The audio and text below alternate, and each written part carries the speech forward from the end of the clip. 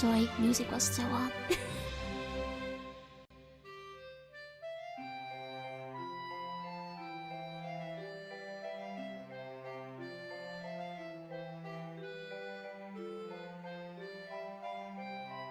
It was Millie.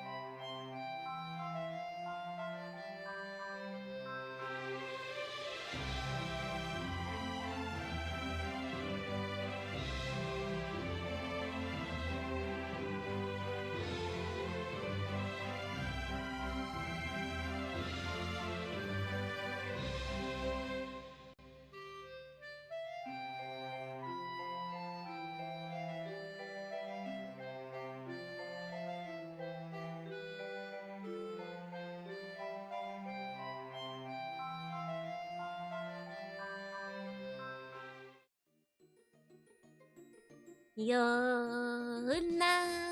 Good evening, good morning, good afternoon, good time zone to all of you, and welcome in, welcome in.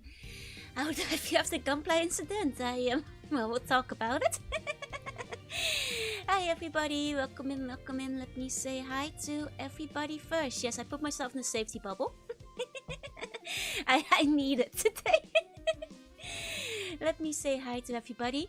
Hey, Neil, congrats on first day. Biggest day, Kwem. Hey, your school. Hey, Nasu. Hey, Garda. Hey, Sarah. Hey, Cardboard. Hello, hello, hello. Hey, okay. Wak Wak. Hey, Ketchup. Hey, Neil. Saya Icy. Hey, hey, hey, hey. Hey, Luca. Hey, Nimby. Hey, hey, hey, hey. Yes, Joe. Hey, Smart. Hey, Gecko. Hey, hey, hey, hey. Good evening. Hi, Astrofan. I'm glad the move went well. Well done. Hey, I'm again. Hey, Whoopi. Hey, Nightheart. Hello, hello, hello. Hey, Frisbee. Hey, Generic. Hello, hello, hello. Hey, Final Bio. Hey, CG. Hey, Dip. Hey, Mister. Hey, hey, hey, hey. Hey, Yafo. Hey, Go Wait. Hey, Phoenix. Hey, Swiss. Hello, hello, hello. Hi Open, hi Fokker, hello, hello, hello, hi Forza, hi Geddes, hi R2, hi. Hi, it's Neo, I am with Quest. Thank you so much for the resub. Please, let's go. Please enjoy your emotes. Hi, Big Pita, hi, and good morning. I was able to get Scoopy Snack cookies. Oh, nice. Hi, Six Shot, hi, Big Gun, hi, Moshi, hi. Need protective padding too, maybe. Hi, Polly, hi, Blaze, hi. And welcome in, Raiders. You come right at the start of the stream, so I'll stay saying hi to everybody. Welcome in. I hope you guys had a good stream. I am Jorunna. See Bunny. I play retro games start sometimes, and today, well, we're not doing either of those, but we're gonna be looking at the Planescape design documents. Welcome in. What were you playing? Hope you had a good time. Hey, Bajengo, welcome in. On what the pointy end does. No, Wilby, don't do it. Good Monday, and hi, Fancy Dan. Happy birthday still. Yesterday, I thought it was this morning. Either way, happy birthday, Dan, and thank you so much for the super chat. Thank you. I was playing Wind Rose. Haven't heard of it, but I hope it was a good time. Good Monday buns. As you guys can see, am in a bubble. I'm afraid I need it. It's for my own safety. Oh, it's an early access game. I see. It's am I sick? My throat feels a bit weird, but I don't think I'm sick. Unfortunately, I should not be allowed around sharp implements. And so basically, long story short, I thought I'd be productive today, you know? I was like, it's Golden Week. I can do something. I'm gonna wake up. I'm gonna do some gunpla. After that, maybe I'll do some drawing. It's gonna be great. I'm gonna be so productive. So I accidentally cut my thumb with the nippers. And you know how like when you've got a finger, it like bleeds a whole bunch. So like it was a bit of a disaster. I was like sucking my thumb trying to stem the bleeding while it kept going because my blood is very thin and like was going everywhere. And I'm like trying to clean under the like tap, but at that point I grabbed a band-aid, but now the band-aid is wedged and I can't open the band-aid anymore, so I cut the band-aid. But like it's apparently that makes it even more stuck, and then like I have to rip the band-aid and finally put it on, and and then I get lightheaded and I lie down on the floor. And then I get up and I'm still lightheaded and I take a 2-hour nap. And then I clean up my remaining gunpla after the nap, and then my hands are shaking and I fumble and my knife cuts another finger. And now I have to do the same thing again, but for the other hand, which is now rapidly bleeding as I'm trying to put a band-aid on. So that's why I'm in the bubble. I don't deserve to handle sharp implements. Hi, Starfox. Of course I wouldn't forget about you. Welcome back. You're always welcome. I'm gonna run out of fingers at this rate, right? Today's not my day. I did drink water. I did get like kind of a headache when I woke up because I had a 2-hour blood loss nap, basically. And then I had a headache when I woke up, but hey, I'm okay. It's just my fingers hurt a bit while typing. Hey, look, hey. How thin is my blood? Very. I have a problem where I both don't have enough blood and my blood is very thin, so it runs very quickly and rapidly and takes a while to coagulate. So I've attempted construction of your pyramid. Oh, thank you. I'll take a look in a second. Yeah, you have to apply the pressure. Yep. Even Eldritch monsters have to, you know, commit some blood sacrifice. It did make me remember that, like, as I was like holding my fingers in my mouth to like stem the blood flow, I was like, it's been a while since I tasted so much blood. Vampire allegations are not true because clearly it's been ages. I was like, oh man. That's how it tastes like. I feel my blood tastes worse than it used to. Hi, Captain. Hi. Should bounce off the blood? Yes, please. Of your blood to replace the stuff I lost today. Thank you. Time to invest in JMO gloves. I mean, Maybe Tsukimi is onto something wearing gloves when she works on her gunpla. Like she had blood before. Who hasn't? Who hasn't licked their own wounds in the past? Advice is to thin your paints, not your blood. That's the problem. My blood's too thin. Hey, Captain. Hey. What blood type do you need? I'll accept any. Gotta keep your hands and fingers delicate. It's okay. I slept, so the hands and fingers were on like body level for like a couple of hours. But yeah, if it becomes too annoying while playing video games, specifically my thumb, like on the analog stick, then maybe there will be some schedule changes this week. Because I haven't tried holding the controller yet, and I think I did unfortunately gauge my thumb with the nippers right where, you know, I would be doing the analog stick normally. But we'll see if that makes any changes to the schedule, you know. We'll see. Let's give my friend a live play-by-play on the instant, and you keep rage baiting him. I didn't do it on purpose. Look, I put myself in the bubble. What more do you want from me? Yes, may the fourth be with you. The amount of Mega Man this week goes down to 0. It should be okay, but I'll just see. Are we donating blood and bones? You know, I actually saw the blood donation truck yesterday, so maybe this was a sign. Hi Adam, hi. Time for Hey You Pikachu again. Yeah, no, only voice recognition games until you heal.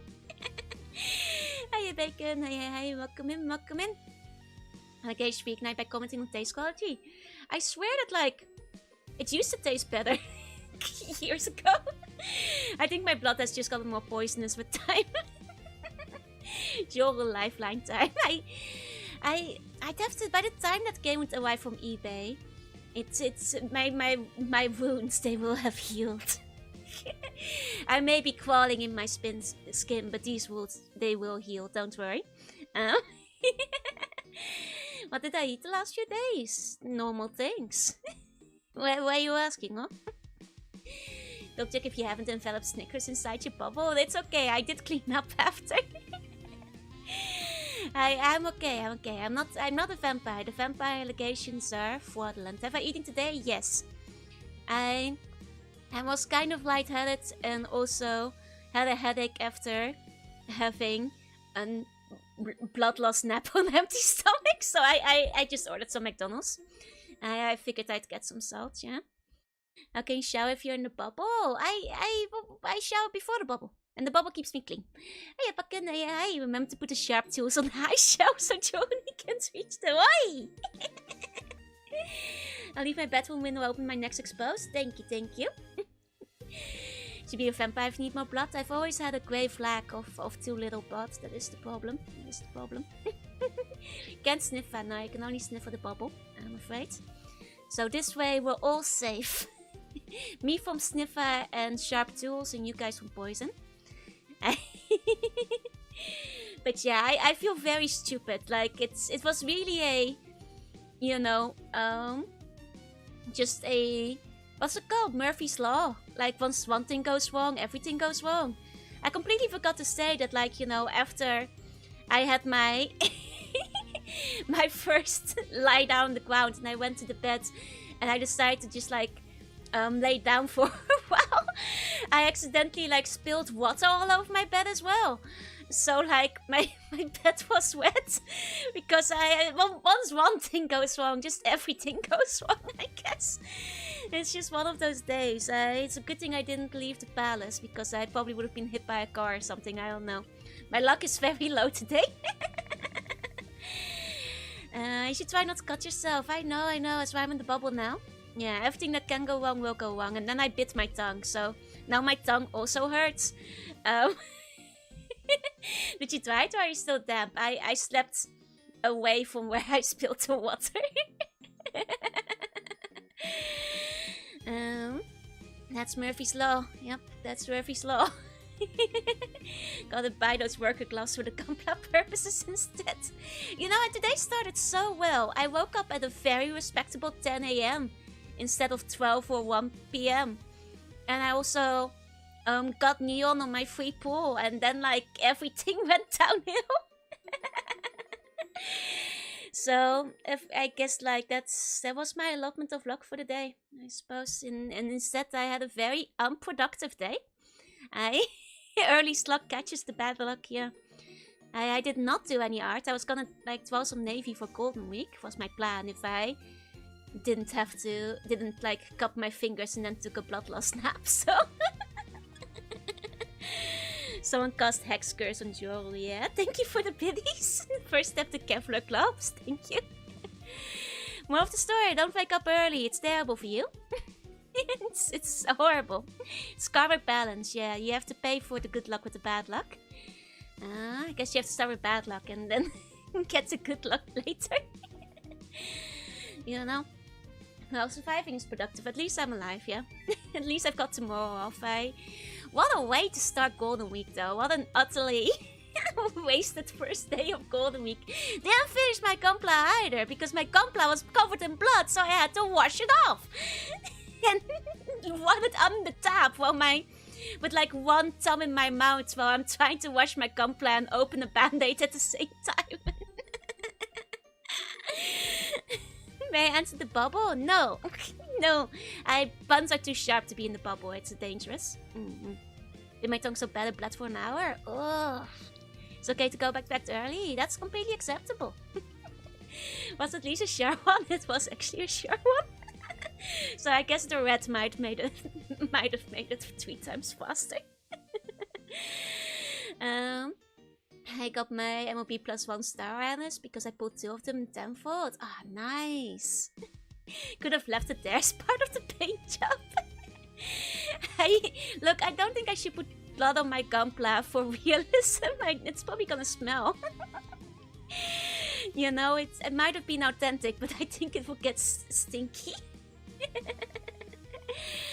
It's kind of like how Sean Bean's characters would always get killed as well. In the blood magic. I cut blood over it. Can put a clear coat over it. I think it's probably better if I wash the blood off my hands and my gunpla. But yeah, oh god, what a mess. I should probably rest and awake. I mean, I had an extra 2-hour nap, so if anything, I had plenty. I had like a weird fever dream too. Oh, thank you so much for the donut. Thank you. I am...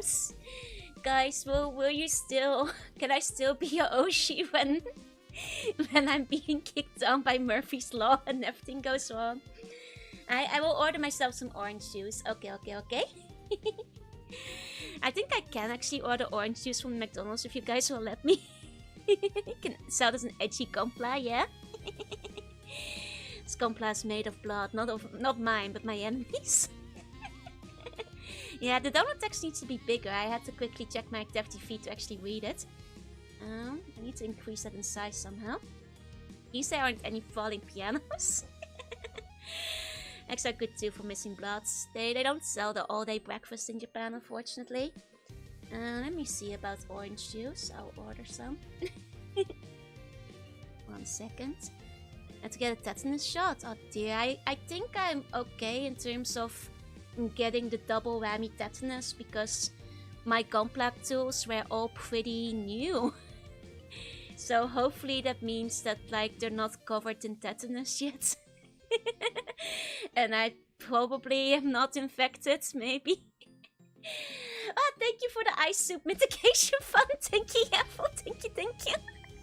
You're having a fever dream now? Oh my god, it's August. We're all worried. I've had a month-long blood loss nap. No. But yeah, I need to shorten this shot. Yeah, I should be okay. I'm just gonna order some orange juice. 1 second.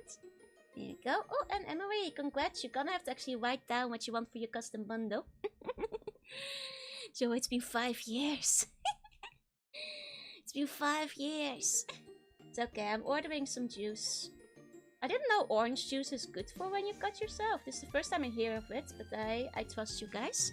And this is a thing. You go to the hospital. I don't want to go to the hospital because I cut myself with my compact tools. It's too embarrassing. You can send the pics to a mod if you want to, Emery. That's fine. Never heard of people getting tetanus. It's probably because the vaccine is mandatory. That's still. Less blood means less infection.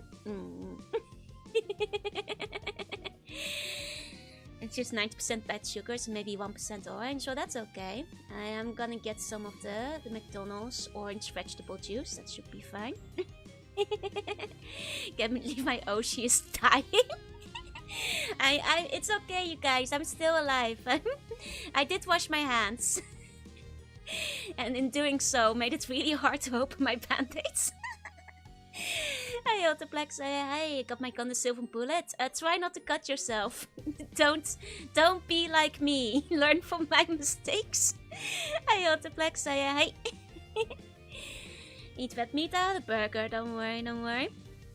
And I had some red meat yesterday, for that matter. I had, like, pulled pork is red, right? It's not throbbing, no, it's just like a dull pain. That's just like painful when pressure is applied, like when I'm typing, but I don't think it's swelling. I mean, it would be hard to say underneath the band-aids, but I wouldn't say it is. I can see, like, 2 blood puddles where the blood has spread under the band-aids, like, after I put them on. Like, everywhere. I've got, like, blood-soaked bandages. It's very tunibio. But it's okay. It has stopped bleeding. How long is the design document collection? About 40 pages. I think it will be enough for the stream. Well, because today's a starter stream, I hope we'll have enough time for it. I'm sure I'll recover eventually. Cause of death, Master Great Charasnable. Exactly. Injured my kneecaps. Oh man, at least you don't need this for typing. Yeah, this singing lessons though. Since I bit my tongue, I think the singing is gonna be a bit annoying. But man, it's just one of them days, am I right? But hey, on the plus side, yesterday I got a nice burger. got a nice pulled pork burger, and it was pretty yummy. You know, so that is cool. It tasted delicious. I actually really liked it. It was a good burger. I thought it was pretty solid. My chair is gonna fall apart at the end of the stream. God, with my luck today. Was your fingers where you cut yourself? It is. I did not, like, cut open my jugular. I cut my thumb and my right ring finger. My left thumb and my right ring finger are the 2 injured fingers at the moment. It's because I touched too much grass. This all a catastrophe. What is it? Catastrophe, cadence cascades, whatever. Disaster cascades. Ever since I touched the grass. 30.8 billion Yoshi can be this clumsy. Will the injured fingers affect the Takoyaki party? No, actually. You know why? Because we're not gonna be using our hands for the Takoyaki party. We're gonna use those tiny little baby hands at the end of 2 grippers. To make the takoyaki together. So none of our hands will be on screen, and all I've got to do is grip the grippers. So my injured fingers should be okay for the takoyaki. Am I left or right-handed? I'm right-handed, so luckily. But yeah, I'm not sure if any of you guys saw the pictures from Pia from like PiaCon, but there's like tiny little baby hands that were put on like these, like, you know, remote grippers that you use for picking up the trash and stuff. That's what we're gonna be using for the takoyaki.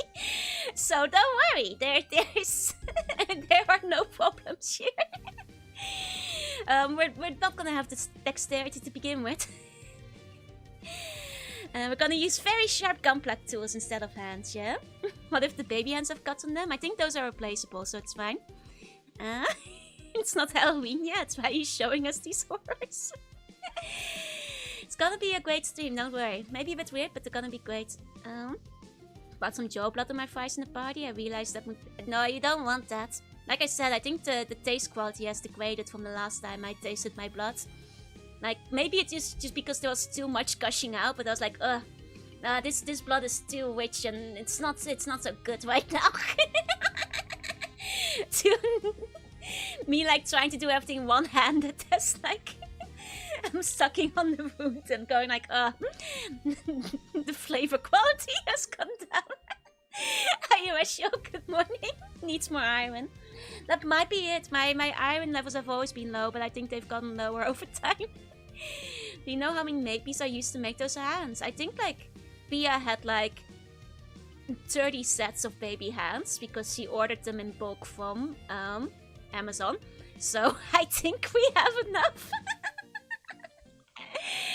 Yeah, the flavor quality has gone down, unfortunately. I'm not a vampire.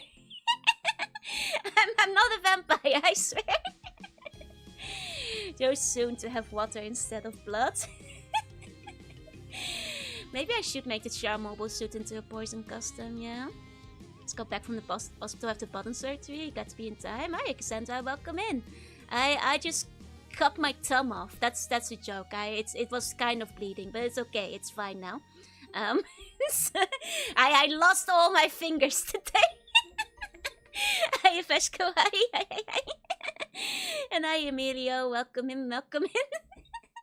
Nice outfit. Thank you, King Dweeb. Thank you. I mean, hey, they were nippers, you know. It could have been worse. I could have just lost the whole finger. We don't know. These things could have happened. I still have my toes left. But my toes aren't even cute. That's terrible. It's a lot of bones, right? You thought gunpla assembly was a risk-free hobby? There are many risks when assembling gunpla. many risks. Lost fingers, inhaled fumes, recruitment by... there's so many. Take an iron supplement. The problem is iron supplements make me... Basically, my stomach is very sensitive, so if I take iron supplements, which aren't like directly intravenous, but through the pills, it makes my stomach bleed, and that's counterintuitive, because then I lose even more iron. You see, that's the problem. You weren't using both colors to make the gunpla, so it's probably unlikely. Yeah, but these were the proper, you know, the Tomika colors, like the good stuff, you know. Use an angle glider to shave the half milliliter of the gunpla piece. Yeah, just eat more burger. Now that I can do. Hey, Pyro, hey. Yeah, like iron is very hard to absorb, so unless you already have a pretty strong tummy, the supplements don't always work very well. It's okay. I'm glad. Thank you all for building a pyramid in my honor where they can bury me for after I die from blood loss. I really appreciate all the buns. I think Sneal earlier said that there is a... Yep, there it is. I saw you were making the construction of my tomb. Thank you. Let me see. You're using chainsaw to work on the gunpla. Need somebody to supervise me with tools. No, it's okay. I can be trusted with sharp implements. Consume more liver? I wish. Like, they don't sell like nice liver in Japan. Like, I love liver wars, like in the Netherlands. I'd be eating liver all day. But it's different. They don't have that. Okay, here we go. Thank you for constructing my tomb. You guys probably shouldn't be building the Jorunna sphinx, but I thought my pyramid would be a bit grander than this, unfortunately, but it's okay, we can still work on that. I mean, frame arms, how much effort they put into Sakuma gunpla model pliers. Yeah, the pliers are important, you know, and I've got the... It was high quality, completely fresh, out of the box, like, because I finally got to working on gunpla again since moving. And it was so sharp and new. Extra sharp. You know, not to joke. Oh, don't forget about me already. Yeah, instead of iron and blood, I should have silver. Someone did sketchy things with the funds here, right? Thought you were making a Sphinx of Neko arc. So conspiracy that the Joe pyramid was built by skeleton? How dare you? How dare you? The snippers have tasted blood, it's true. They might come for blood again. Maybe they're cursed. Maybe I need to buy new ones. Like, these snippers are clearly bloodthirsty. And they have been afflicted with, like, a hunger for blood. I worry that if I use them again, they'll try to get another taste. Maybe it's time. They're so new, but I've got to replace them, unfortunately. Can't be helped. Hey, Wolf, hey. Could not afford the pyramid because of all the Tito keywords. Jorunna is very Nekoarchist, but Sphinx are part Gag. That's true, that's true. You can still hear her voice. You guys, stop forgetting about me. I'm still here. I'm in a bubble, so my voice might sound a bit hollow, but I'm still here, I swear. Hey, Wolf, hey. Will the Dittos be buried like lost ancient treasure? Yes, yes, yes, of course, of course. Can you get a voice filter? If I was like better at like knowing what the voice filters did, I would put one on, but I'll be honest, I'm bad with like sound, so I don't actually know what my different voice filters do that I use for karaoke. I just copied the like settings from like somebody else to give it like the fade echo and reverb. But I don't know what any of the other options do. Miss my Jorunna, mornings won't be the same. I'm still alive! Without the beanie, you can really appreciate the hairpins, right? They're cute, right? They're cute. Oh man. I mean, there is another picture, which in hindsight looks like it might be from the inside of the pyramids, though wasn't made with that in mind, I believe. Let me see, here we go. It's me giving you guys an impassioned speech. Telling you that the treasures of the nation have grown. It came at a great cost of the treasury and political favor, but the Ditto keyboard shall rightfully be where it belongs. Thank you, Alma. Thank you. Okay, I think my orange juice will be here soon. Can be Glinda the good witch of North for minutes too. I can be Glinda instead today. Hey, Amarchi, welcome in, welcome in. Okay. 1 second, I'm gonna pick up my orange juice. I'll be right back.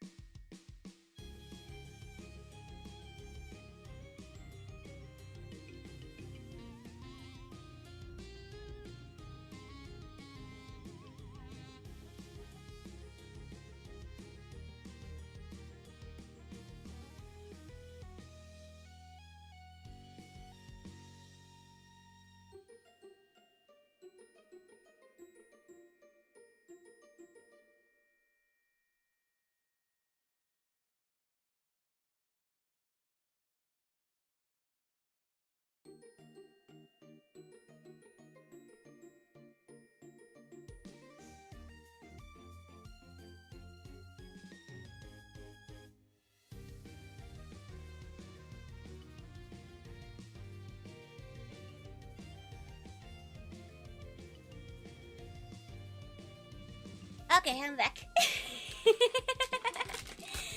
Did I just notice my ordered an orange juice? I did, but Uber Eats drives have probably seen worse. Hey Richie, hi DJ, hi. You know, is it orange? It is orange. I bled out mid-stream? No, I'm fine. Don't worry, I'm back. Hi DJ, hi Richie, hi. It's if I spill the orange juice, it's not gonna go through my band-aid, I think. Can we turn you into soup? No. Congrats on 11 death game win. Thank you. Chance to order a burger, didn't. I already had a burger immediately before stream. There's no reason to order a second one. Hi, Chaos. Hi. Your game tags are gonna include not trusted with sharp objects, maybe? I think I'm out of tags though. Right down Joe's Laventis will be red and fuller than it started. Oh no. Somebody said like, somebody just ordered a single apple before. See? Maybe they were a streamer. Have you had second burger? I had a second burger yesterday, so. Oh right, I haven't even talked to you guys about my fever dreams yet. I was so busy like explaining my disaster cascade to all of you. That I didn't even tell you guys about my fever dreams. That's true. Do we travel 5,000 years in the future to drink the Joe sarcophagus juice? No! Lack of blood and need to maintain tummy reserves through the healing process. That's fair. Does orange juice recover blood? Something colony to pour in this cake pyramid strike. What about the second and third with fries? I already had fries too, you know. that is pretty well done. I'm not sure if I can show this on stream. But it is very nicely drawn. I actually commend you on the perspective and all that, Jorunna fan. Not bad, not bad. For Laurie. I was watching a Dead Space lore video. Oh, and then you snapped with fever. Oh dear, oh dear. Hey, Tommy, hey.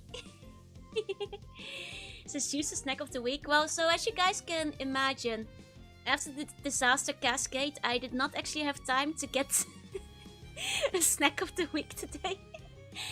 I can tell you about the really yummy pulled pork burger I had yesterday. It was pretty good. But I also had like 6 snacks of the week last week with all like the Pokemon stuff, so I guess it's okay. McDonald's OJ is fine, yeah. Gotta touch grass. No, but I'm allergic to grass! I'm like the anti-adult. I'm like the opposite. Orange juice is also good for absorbing iron supplements. I see. Gotcha. I was a burger if it's pulled pork. That's such an American thing. Apparently in America, the only thing it can be a burger if it's like a beef patty. In the rest of the world, we just call it a burger if it's the shape of a burger. If it's like in the burger, you know, you can have chicken burger, you can have pulled pork burger, you can have pork burger, you can have anything can be a burger if it's the burger shape. It's only Americans who say that it must be only beef, you know. Hey Crimson, hey, welcome in. If it is in the bun, it is burger. Yeah, I think Americans believe the burger is the beef and not the shape. It's the, you know, they call it a sandwich if it's not a patty, which is silly because like if it's a burger bun, it's clearly not a sandwich. If you put it like a sandwich is if it's like a bread shape, you know, where it's like a flat shape and it's a bread. Like if it's not inside, if it's in a burger bun, it's not a sandwich. That's ridiculous. Absolutely ridiculous. Yeah, Americans call them hamburgers, but yet no ham is present. Called pulled pork burgers? Exactly. I just need to move to Antarctica, no grass there. Good thinking. Next, I'll say the hot dog is a sausage, but the hot dog is the sandwich of the sausage inside the bun. Exactly. Sandwich is made with thigh breast. Exactly.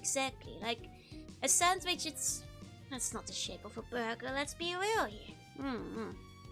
A burger is definitely not a sandwich.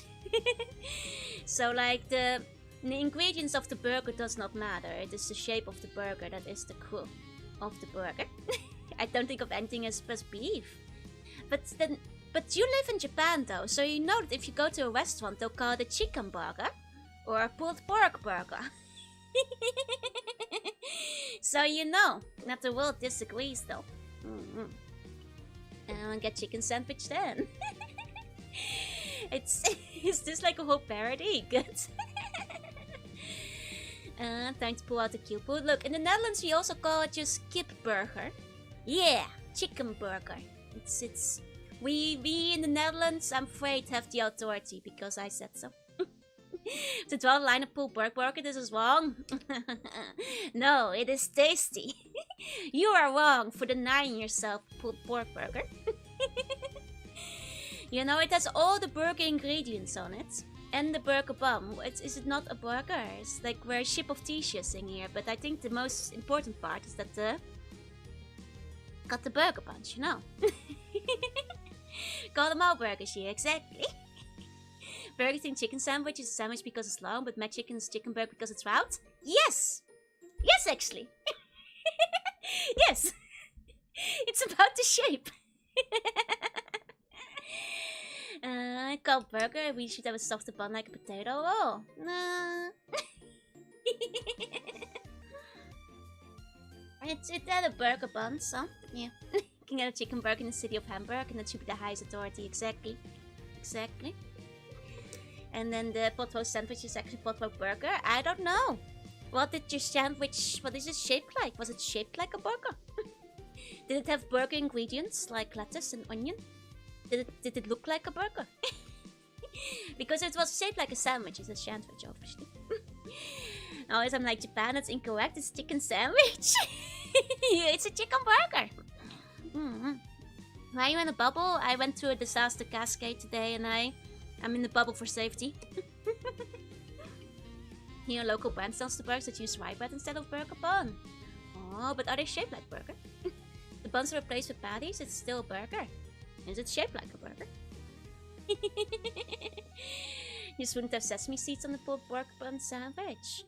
Yeah, but not every burger has sesame seeds on it. Hell, there's a bunch of McDonald's burgers that don't have sesame seeds on it.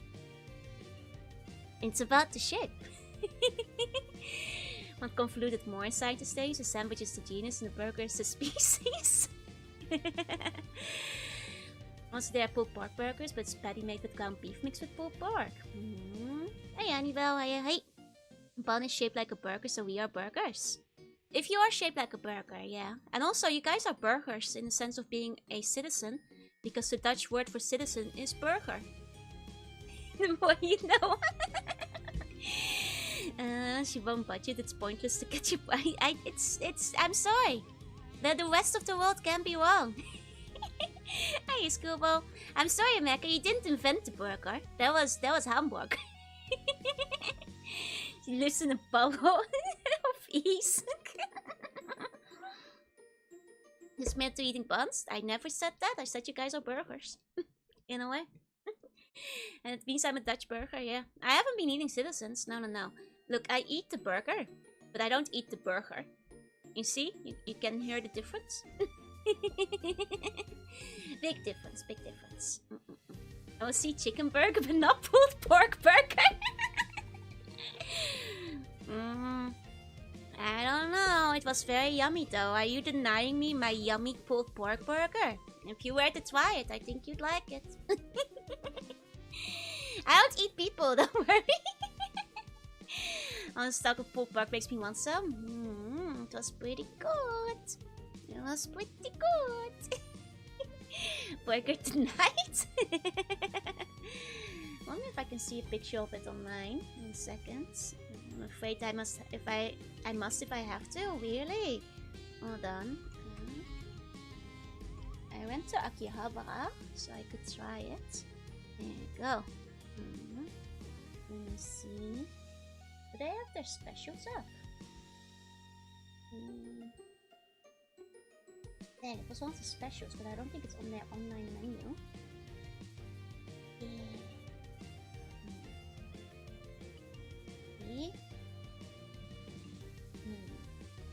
Hold on. 1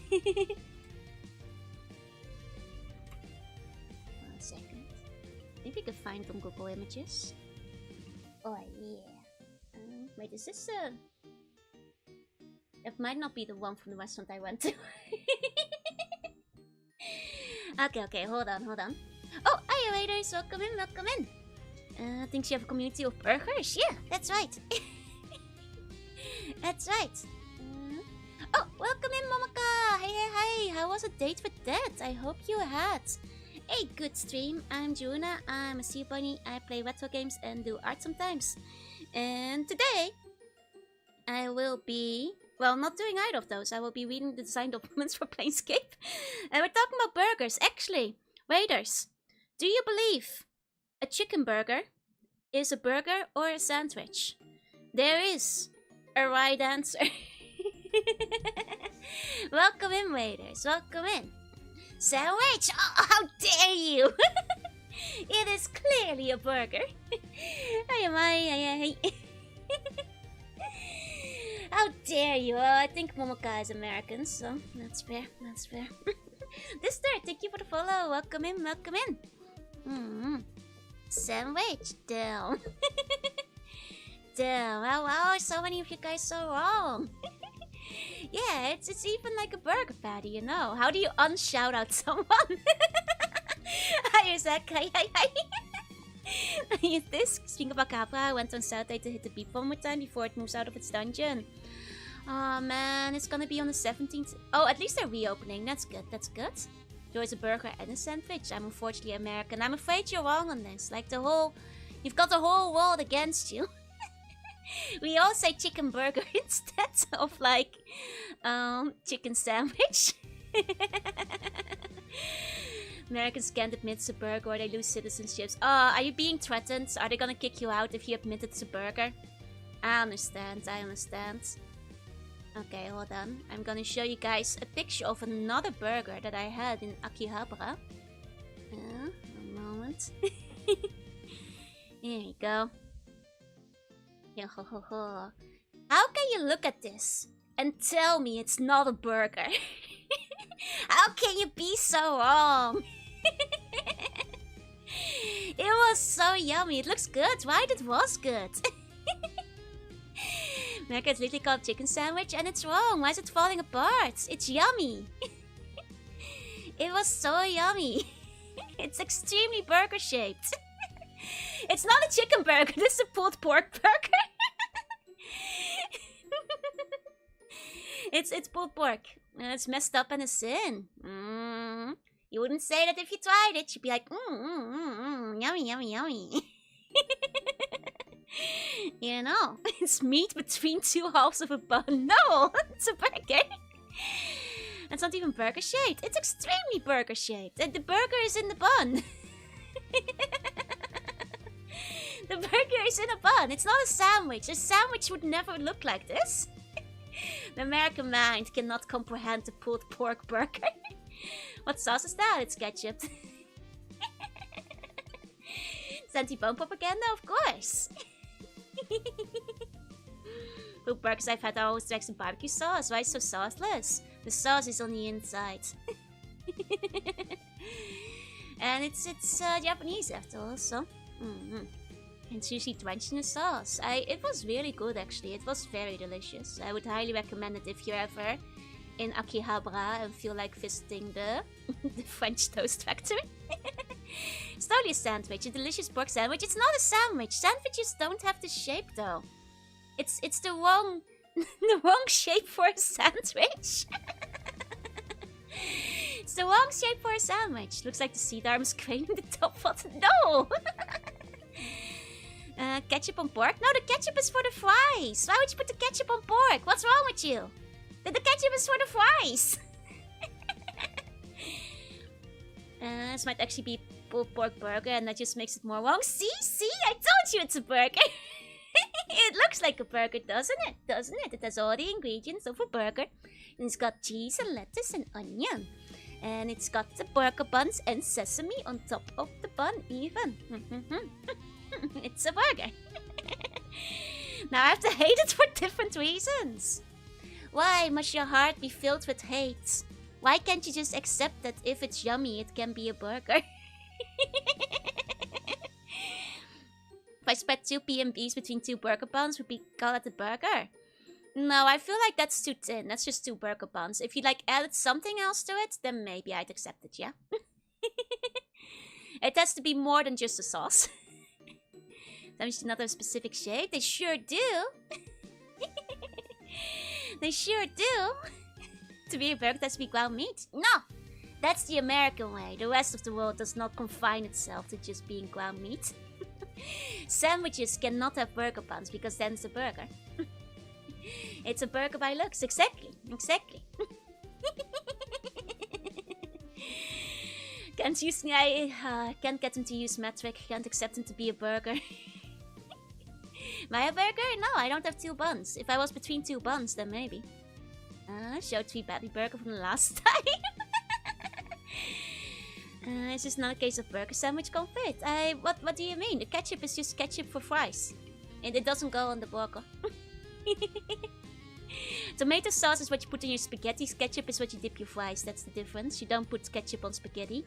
And you don't put tomato sauce on fries. Roast beef and gravy in the bun is a burger, yeah?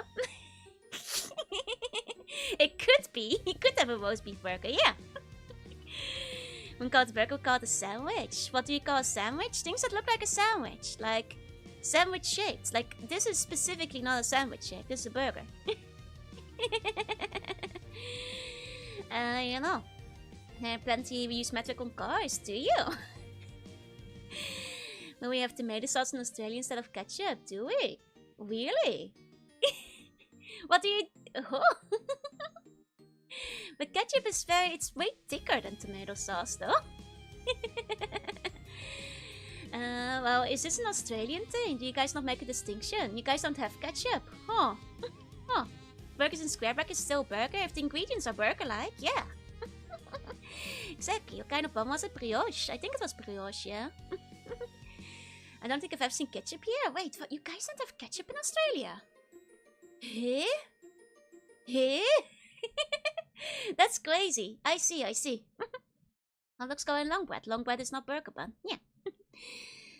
You can actually have a hot dog burger if you put hot dogs in a burger bun. And then you have a hot dog burger. You guys don't know about this? Are you so tired?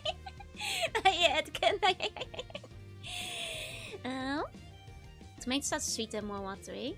I see. Hey, gamer boy, welcome in. Goes plan of fits in Australia. You can survive without ketchup for a few weeks, can't you? How do you dip the burger? You don't dip the burger, you dip the fries. I mean, I guess you can dip the burger, but I don't think you're supposed to. You know. Well, people use the millimeter sockets. I see. Need ketchup cup to be filled to the brim. If it's not filled, I send it back. Really? Just fry for a few weeks and then ketchup later. Okay, so we got a bit distracted by the burger story. Do you guys still want to hear the fever dreams? I feel like they're like, I've missed my chance to talk about them. Yes? Okay. Okay, here we go. So first, I had two dreams today. The one where I woke up and the one where I had like a blood loss nap. So starting with the one where I woke up, I know some of you guys have played and or you know about Limbus Company. And I had a dream that there was like a live action procedural show called The Limbus Connection. Where they investigated the... well, in my dream, they kept calling them Limbuses. And I kept thinking in my dream, like, I don't think they're called that. I don't think they're called a Limbus. But my dream could not think of the right word, I think. So, they were investigating the Limbuses in my dream. They're not the Limbuses. They're... Falling asleep to Limbus stream, the bell's still ringing in my head. Oh yeah, actually the music at the start of my stream was accidentally Limbus, yeah? Can you spare single limbs in these trying times? Yeah, and like in my dreams. I forgot the exact details because like a lot of stuff was going on, but like I was kind of in the show and like helping them investigate. Yeah, the limbi. Now, the fever dream that came after was a bit more interesting because it was like one of those dreams where you keep falling asleep in your dream. But in my dream, whenever I fell asleep, judgment was exacted upon the unjust in the area. So I was kind of tuning in a way. Must have been sleepy. Nah, it happens a lot when I feel like I should be awake, but I'm guiltily sleepy, you know? Also, like, in my dream, I inherited, like, a house from, like, a great-grand-aunt with, like, 7 dogs. And I had to be, like, the one who looked over the dogs, but it was okay because I had a really massive yard. I could let them in, too. And there were also, like, a bunch of cats. Lots of animals in this dream for some reason. But then, like, at some point, I remember in the dream, I, like, walked out into, like, the yard. And I was like, there's somebody here who isn't supposed to be there. And I was like, can I help you? And they looked at me like, no, I'm trying to rob this place. And I was like, oh, okay, well, then I have to call the cops. Hi, pepperoni. And then there was, like, a chase sequence where I, like... And then the problem was, like, I tried to take, like, you know, a picture of, like, the robber, right? But in my dream... apparently this dream might have been very realistic, but like my phone had underwent enshittification, where like any picture you took was basically converted into an AI video instead of like actually evidence of the robber. So when I was trying to like show it to the cops, it was just like some random like AI slop brainwash video, and I was like, why does iPhone do this now? I hate this new update. And then like someone was like, oh no, but if you get the battle pass you can unlock your actual pictures. And I was like trying desperately to like play some like, you know, Candy Crush style like battle pass game across a map to try to get back to my real picture. And on my phone I was like, man, I really hate these phone updates these days. Like the enhanced photo absence is not admissible. I was like, so don't give them ideas, this might happen in the future. So yeah, that's the this is actually a terrible, horrific portent of things that will happen in the future, I'm afraid. So this is good for Yokosi too, yeah. But just like any picture you showed, and like it didn't even have the wobber in like the picture anymore. And I was getting really frustrated because I was like, why would the phone do this? Hopefully Apple devs aren't watching the stream. This episode of Black Mirror sucks. Hey Bjorn, welcome in, welcome in. And I think it's absolutely because there are updates like where they enhance the moon and stuff. And I have seen, I think it's because whenever I look at pictures of like the Ditto events in Korea, right? Because I do look at pictures of those that people have taken. And then in the distance, like especially the distant blurry Dittos are like messed up because they're being AI enhanced and they look terrifying and not like Dittos anymore. I'm like, man, why can't cameras just take pictures? Instead they're like, you know, enhancing and zooming in on like these horrific faces that don't exist on the Ditto. I hate it. Trying to show the cops crucial evidence, but it's converted to an AI cat getting mugged. Ah, man. Demon possessed Dittos, yep. Okay, this pet will look at for a man with 13 fingers and very white veneers. So yeah, that was like part 1 of the fever dream. But remember how I said I kept falling asleep in it? But like, whenever I kept falling asleep, like judgment from up above would come, and like mystical animals and creatures would come and rip apart like evildoers in the area. And I was like, just like half like sleep paralysis to it, like, man, that's messed up. I can't believe that guy got crossed by a mammoth. And like a giant sea monster and stuff. And then like at some point in my dream, the mafia found out that I apparently had this power. So the mafia kidnapped me and was like, you just go sleep in this warehouse and so that like our enemies can be disposed of. So I was just like napping at like the bottom of this concrete warehouse, like, oh man, lots of people dying. The mafia returned. So yeah, that sounds like Danganronpa punishment. How much blood did you lose? Too many apparently, because these are the dreams I was having. Reminds me of Death Note.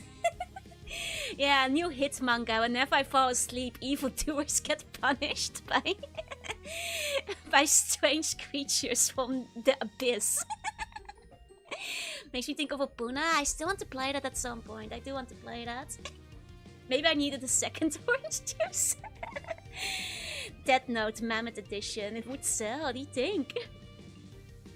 I mean, I felt like I wasn't like doing a lot. Like I was just like lying there sleeping and being like, man, I'm so sleepy. I guess I'll keep sleeping for another half hour till I recover from blood loss. God, rip Van Joren. I am Agulash. It feels like an ad for Mafia City, right? Nightmare of Elm Street kind of movie. Trade offer. I receive more tuny fever dreams. You receive more blood loss. Well, if you cut yourself first, double check if the blood isn't pink. I mean, my blood is clearly either black or golden. It just makes sense. Mammoths falling from the sky. No, it wasn't that they were falling, they were just stomping. You know, imagine punishment back then absolutely embarrassed by a mammoth in basketball. You just have to draw the sleeping like a battle scream. I mean, it was very... Like, imagine the end of, like, Cabin in the Woods. Instead, you know, Don't be Rip from Winkle either, they beat him to death. Oh no. This is just like your regular dreams. Oh yeah, my dreams are usually like this. It's just funnier to describe them as fever dreams. But this is actually pretty par for the course for what my dreams are like most of the time.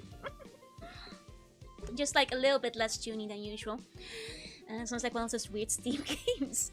Well, there was also like weird like water monsters and they were like all kinds. Hey Raza, good morning, good morning. Remember one where I dreamt the sequel to live action Super Mario Bros. But that camera action made me feel nauseous, oh no. Oh yeah, I guess I should say, just before we go to the,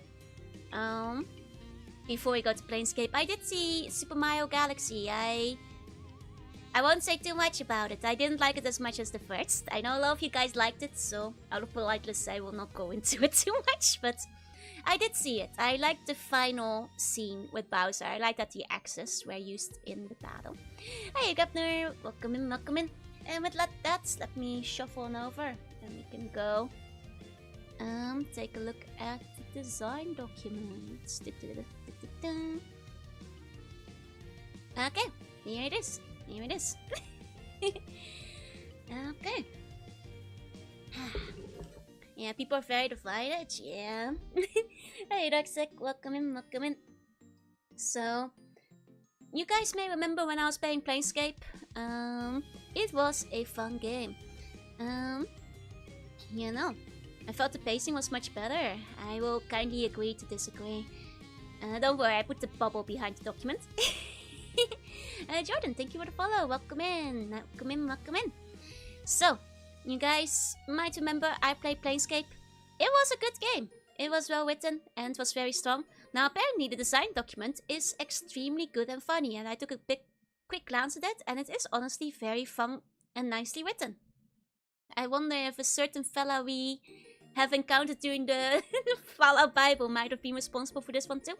I am not sure. Totally guys in weird sounding voice, but love his new shadow design. Yeah, the shadow design is so cool. I just don't like his base design. Hey, Klein, hey. And I knew, welcome in, welcome in. So, let's take a look at it. So, this is the design slash pitch deck slash review packets that they put together for Planescape Torment back when it was under the codename Last Rites. Responsible for most of it, he was creative lead. You know, I wouldn't be surprised from like the bits and pieces I saw of the document. I had a feeling. So we've got the intro, the vision statement, the team vision statement, the Manji cast, the character bible, illuminating the tracks of humanity and inhumanity who lurk in our game, management and marketing, development, the fucking plot, and gameplay elements. So I like the internal, you know, circulation of like documents that they they have. Always fun to see. So, yeah, the last impact games about the time, right? So, only cowards die once. Last Rites motto. What is this game? Last Rites is an isometric role-playing game that takes place in the TSR's Planescape setting. It uses Bioware's Forgotten Realm engine with in-play artists supplying the Planescape ambience and feel. The player creates a single character. Over the course of the game, the player picks and chooses a series of allies, pals, and romantic interests to join his party and allow him to kick ass more efficiently. Maximum party size at one time is 5. I really like Mr. Avalon's writing. I like how he's kind of casual. You know, it's something that I enjoyed from the fragments of like, you know, the internal documents that you get to see in the Fallout Bible, so I'm kind of looking forward to this one. He is truly a legend, especially when just like writing is involved. So, Planescape. What's that? A disease. The world of Planescape is actually a misnomer. The Planescape setting is composed of a series of planes that rotate around a central city sigil like spokes on a wheel. The City of Sigil is a central fixture of the Planescape universe. Also called the Cage or the City of Doors, it's unique in that scattered throughout its labyrinth of city streets are portals, some hidden, some obvious, that lead to anywhere in existence, provided you have the proper key. It is a neutral ground and watering hole for ways across the multiverse, all under the watchful shadow of the Lady of Pain, the enigmatic ruler of the city. Overall, Planescape is a more adult, hardcore fantasy setting compared to other TSR worlds. The architecture, the people, the creatures, everything has an edge to it. Belief, emotions, fate, and all that abstracts actually make their presence felt in reality. In Planescape, belief has the power to reshape worlds, kill and resurrect powers, gods, and change the laws of physics. What is TSR? They don't say. I asked him something on Twitter. He never answered the first time, so I'm still trying to gather my courage to figure out what his rates are for writing. Because if his rates are within the realm of saving up for, I want him to write a Joverse mini module. I'm still working up the courage to send him an email with a job offer, asking what the rates are first, depending on if it's within the realm of affordability, you know? The Navy eating ice soup. There's a lot of things that aren't in the actual game. That's fine, it's always fun to see. So, what's the target system? These are a bunch of specs. The game will be multi-CD, 3 CD-ROMs. The bagel-shaped thing off to the right here is the city of Sigil. That's where you start the game. Feels like a big cream-filled donut, except instead of cream filling, there's a city inside. I was really sure how they live like this, but whatever. It's pretty tame compared to most of the shit you find in Planescape. And down here's the ground.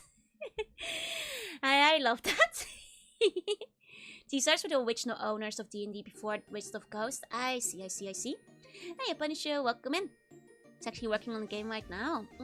I mean, that's the thing. He's still very active, so I wonder. Now, if you have no budget, could be a good jumping point for the writing, right? So, contained herein are the hopes and dreams for this project. What is this game? Lost Rites is a violent, irreverent, and breathtakingly beautiful RPG set at the crossroads of the multiverse. We intend to create an amusingly eccentric, mind-spinning, cliché-breaking power fantasy splash with visceral moments of breathtaking violence. The specifics of how we will accomplish this are detailed in the pages below. Set in the world of Planescape, Lost Rites will be using the BioWare Forgotten Realms CRPG engine as base. Interplay artists and designers will supply the Planescape ambience. The brief story summary is below, followed by a list of all the cool shit we plan to include in the game. Sheesh, can this guy write any more text? I'm already bored, and I'm fucking dead. Oh, quiz. Yes, Jover is written by Chris Avalon. That's the dream, right? And it was on my New Year's goals. So, the high concept. The player is a scarred, amnesiac immortal in search of his identity. On the way, the player character will kill a lot of people, including himself. The game begins with the character waking up on a cold stone slab in the mortuary, a huge morgue in the city of Sigil. The player character has no idea who he is, what he is doing there, and how he died. He must escape and explore the strange world beyond the mortuary walls and uncover the secret of his death and rebirth. A detailed plot summary has been provided after the mission statement. Now for a list of the cool features in this game. The point Dipshit's trying to make is that this will be a kick-ass game. It's weird having him use normal swear words. Well, they have to, pitch it after all, so they won't know all the Sigil swear words yet. Hope Navy can get back on their feet after Wicked Empress blew their entire budget, forced him into a shady job at the bunny bar, and then died via X. Thank you, Nation. It's okay, the Navy will recover as they always do. So, cool engine shit. Check out what's under the hood. The game engine rocks. Our game engine has cool stuff in it that the BioWare proposal has already outlined in detail. Each map is 16-bit color, pre-rendered and unique. Characters can step into pools of light and shadow and be illuminated appropriately. It has global lighting that allows the world to fluctuate from dawn to noon to dusk to night and back again. When your player equips new armor and weapons, you can see the character in his new dots. I don't think that actually happened. I guess they scrapped that. That was in Fallout though. Now, 2-click to whatever you need interface, over 20 quality spells and effects. More spells in the final. Accommodation for a party of up to 5 characters that the player picks and chooses, and artificial intelligence scripting for NPC. The Gitsarai in your party will foam them out and go berserk on the Mind Flayer as soon as he sees them. There wasn't a Mind Flayer in the final, I think. Your cowardly thief may skip the scene as soon as first blood is drawn. The fickle traitoress in your party may break to your 25% hit points, and everybody else has fallen unconscious before stabbing you in the back. All help round out the engine. I don't think there was a traitoress. Or a cowardly thief. But the Gitsarai does get mad if he sees a Git Yankee, so... Yeah, Penny can feed the whole AV with who feeds Penny. Spinny feet spinny. Hey, devil, I guess that's where the ice soup budget goes, huh? Made character models too detailed, so rendering changing the armor and weapons would have taken too much effort. That makes sense, that makes sense.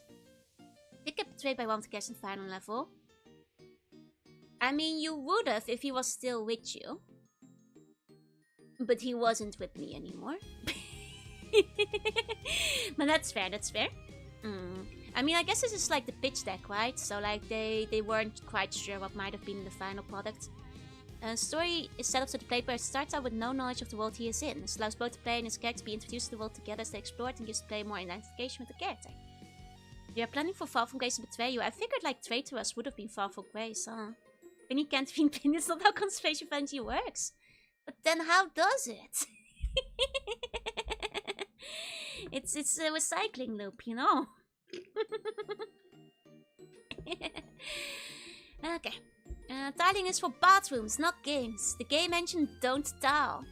This one deserves special mentions and it's probably the first thing that's going to hit a player. That's true, that was pretty unique back in the day. Imagine exploring a painted landscape. That's what this game does. No more repetitious dungeon tiles used to construct generic dungeons where you've memorized the location of every secret button and every wall text of the cube by cube dungeon. In this game, every inch of the game world will be sculpted by an artist. It's going to be unique and it's going to make our competitors cry. How can it not be a kick-ass game? I mean it.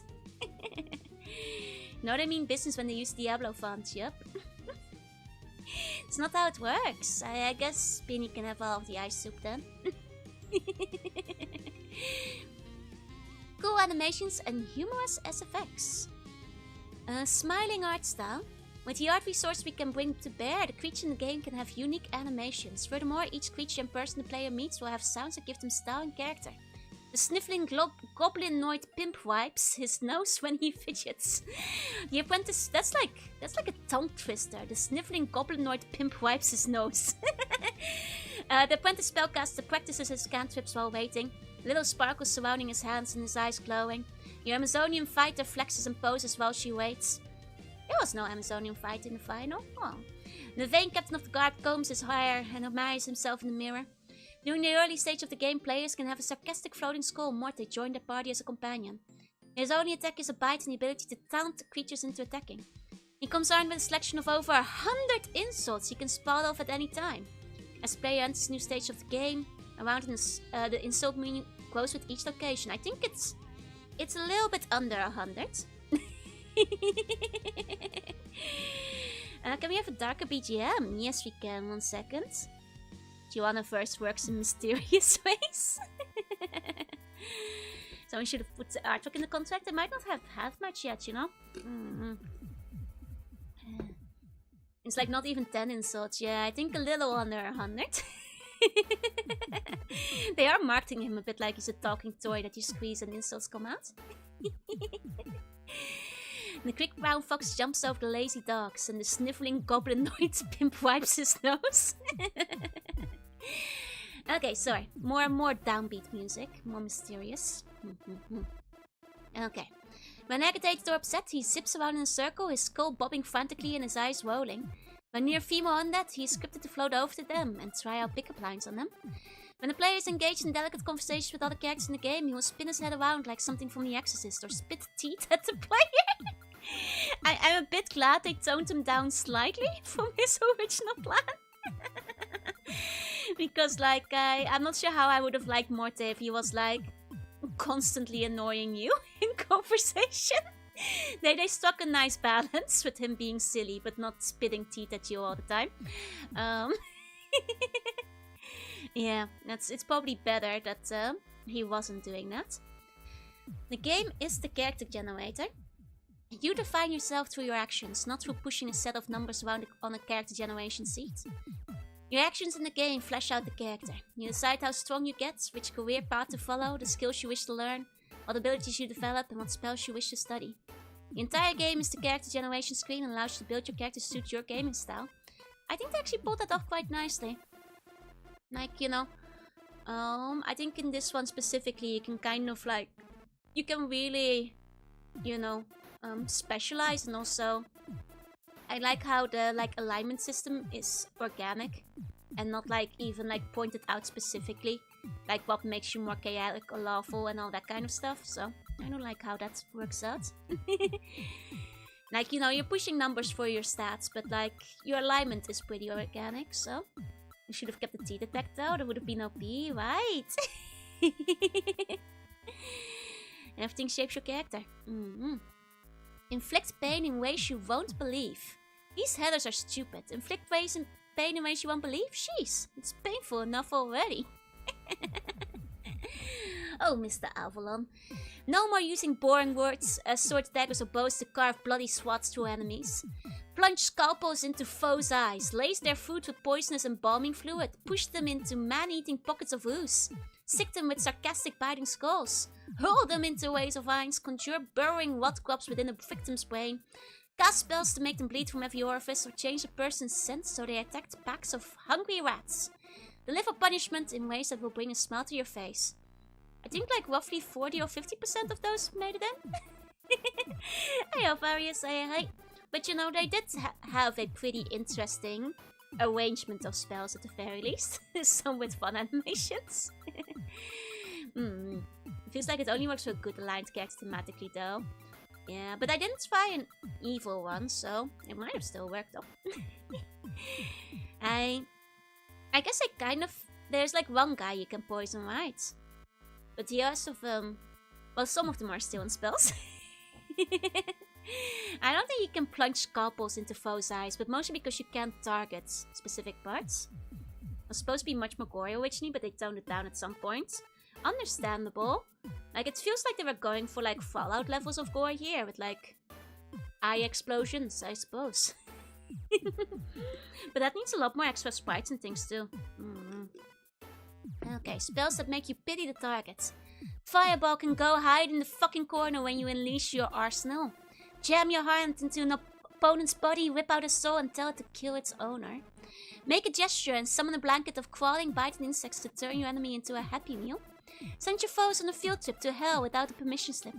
Taunt someone to death.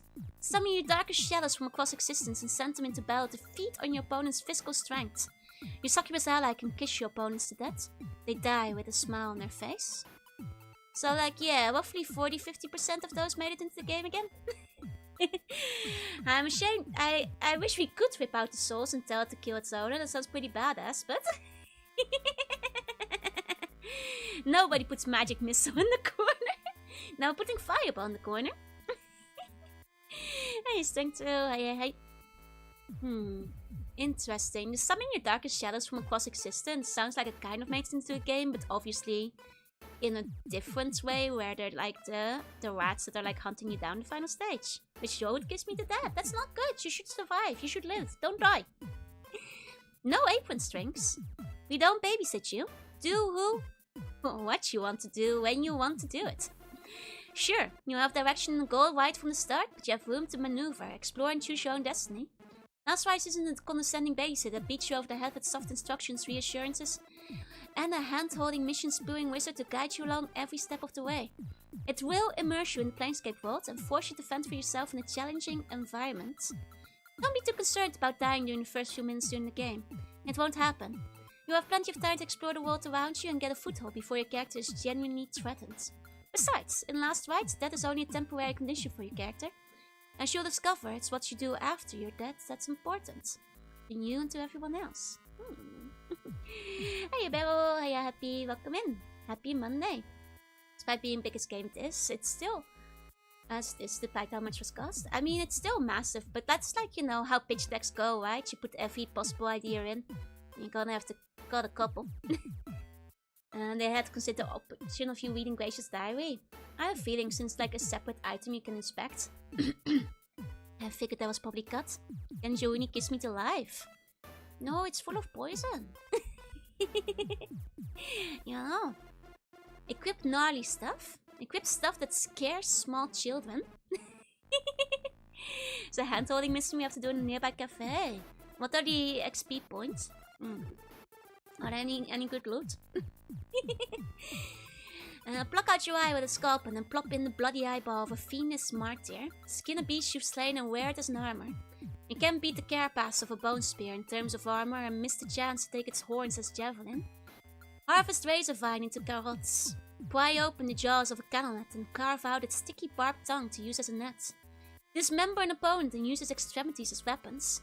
Take the molded skin of a giant reptile and stitch it into a shield or skin, a quill, and wear its spiny fur like a cloak. They were going to go full Monster Hunter with this originally, huh?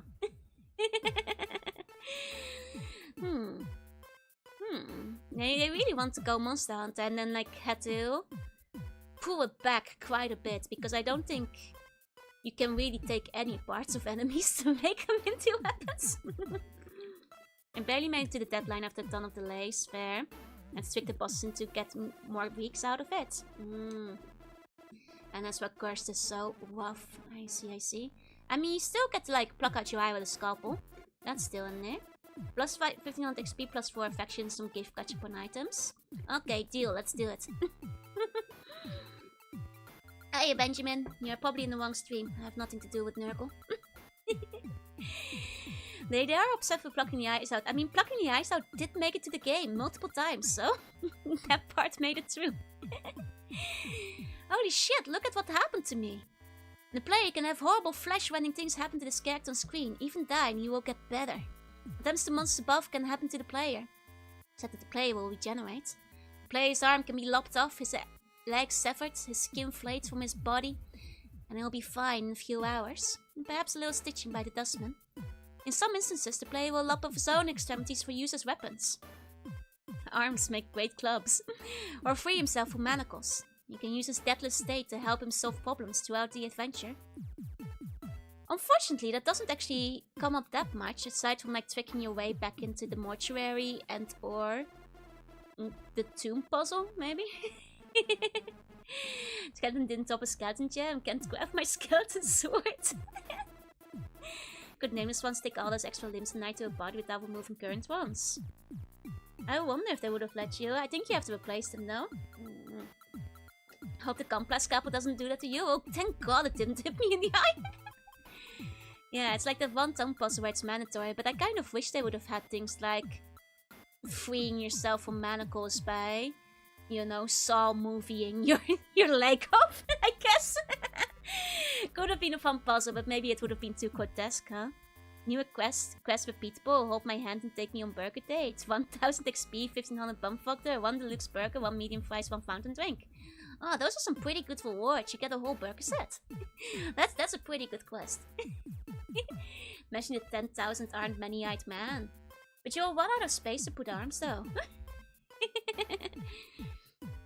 It's a game, not a thirst simulator.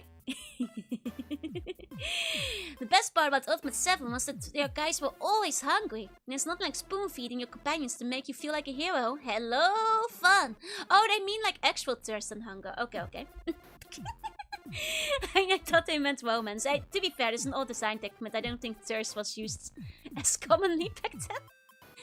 But I say 2007 because they released this document with the re-release of the game, if I recall. So they might have brushed it up for the final version. At least the painful. Oh yeah, I have seen videos about that. It looks like it will be very hard.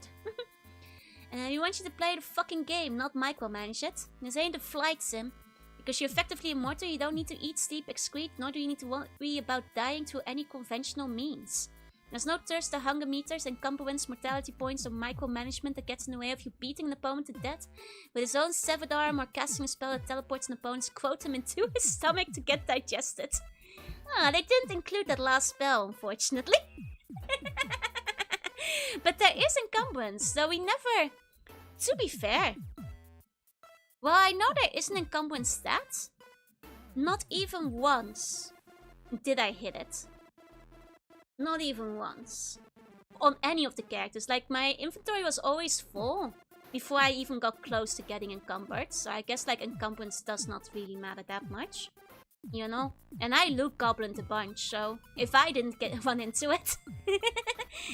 I think encumbrance might as well not have been there, you know? I cast Consume also, God. But you do get to manage a party of allies.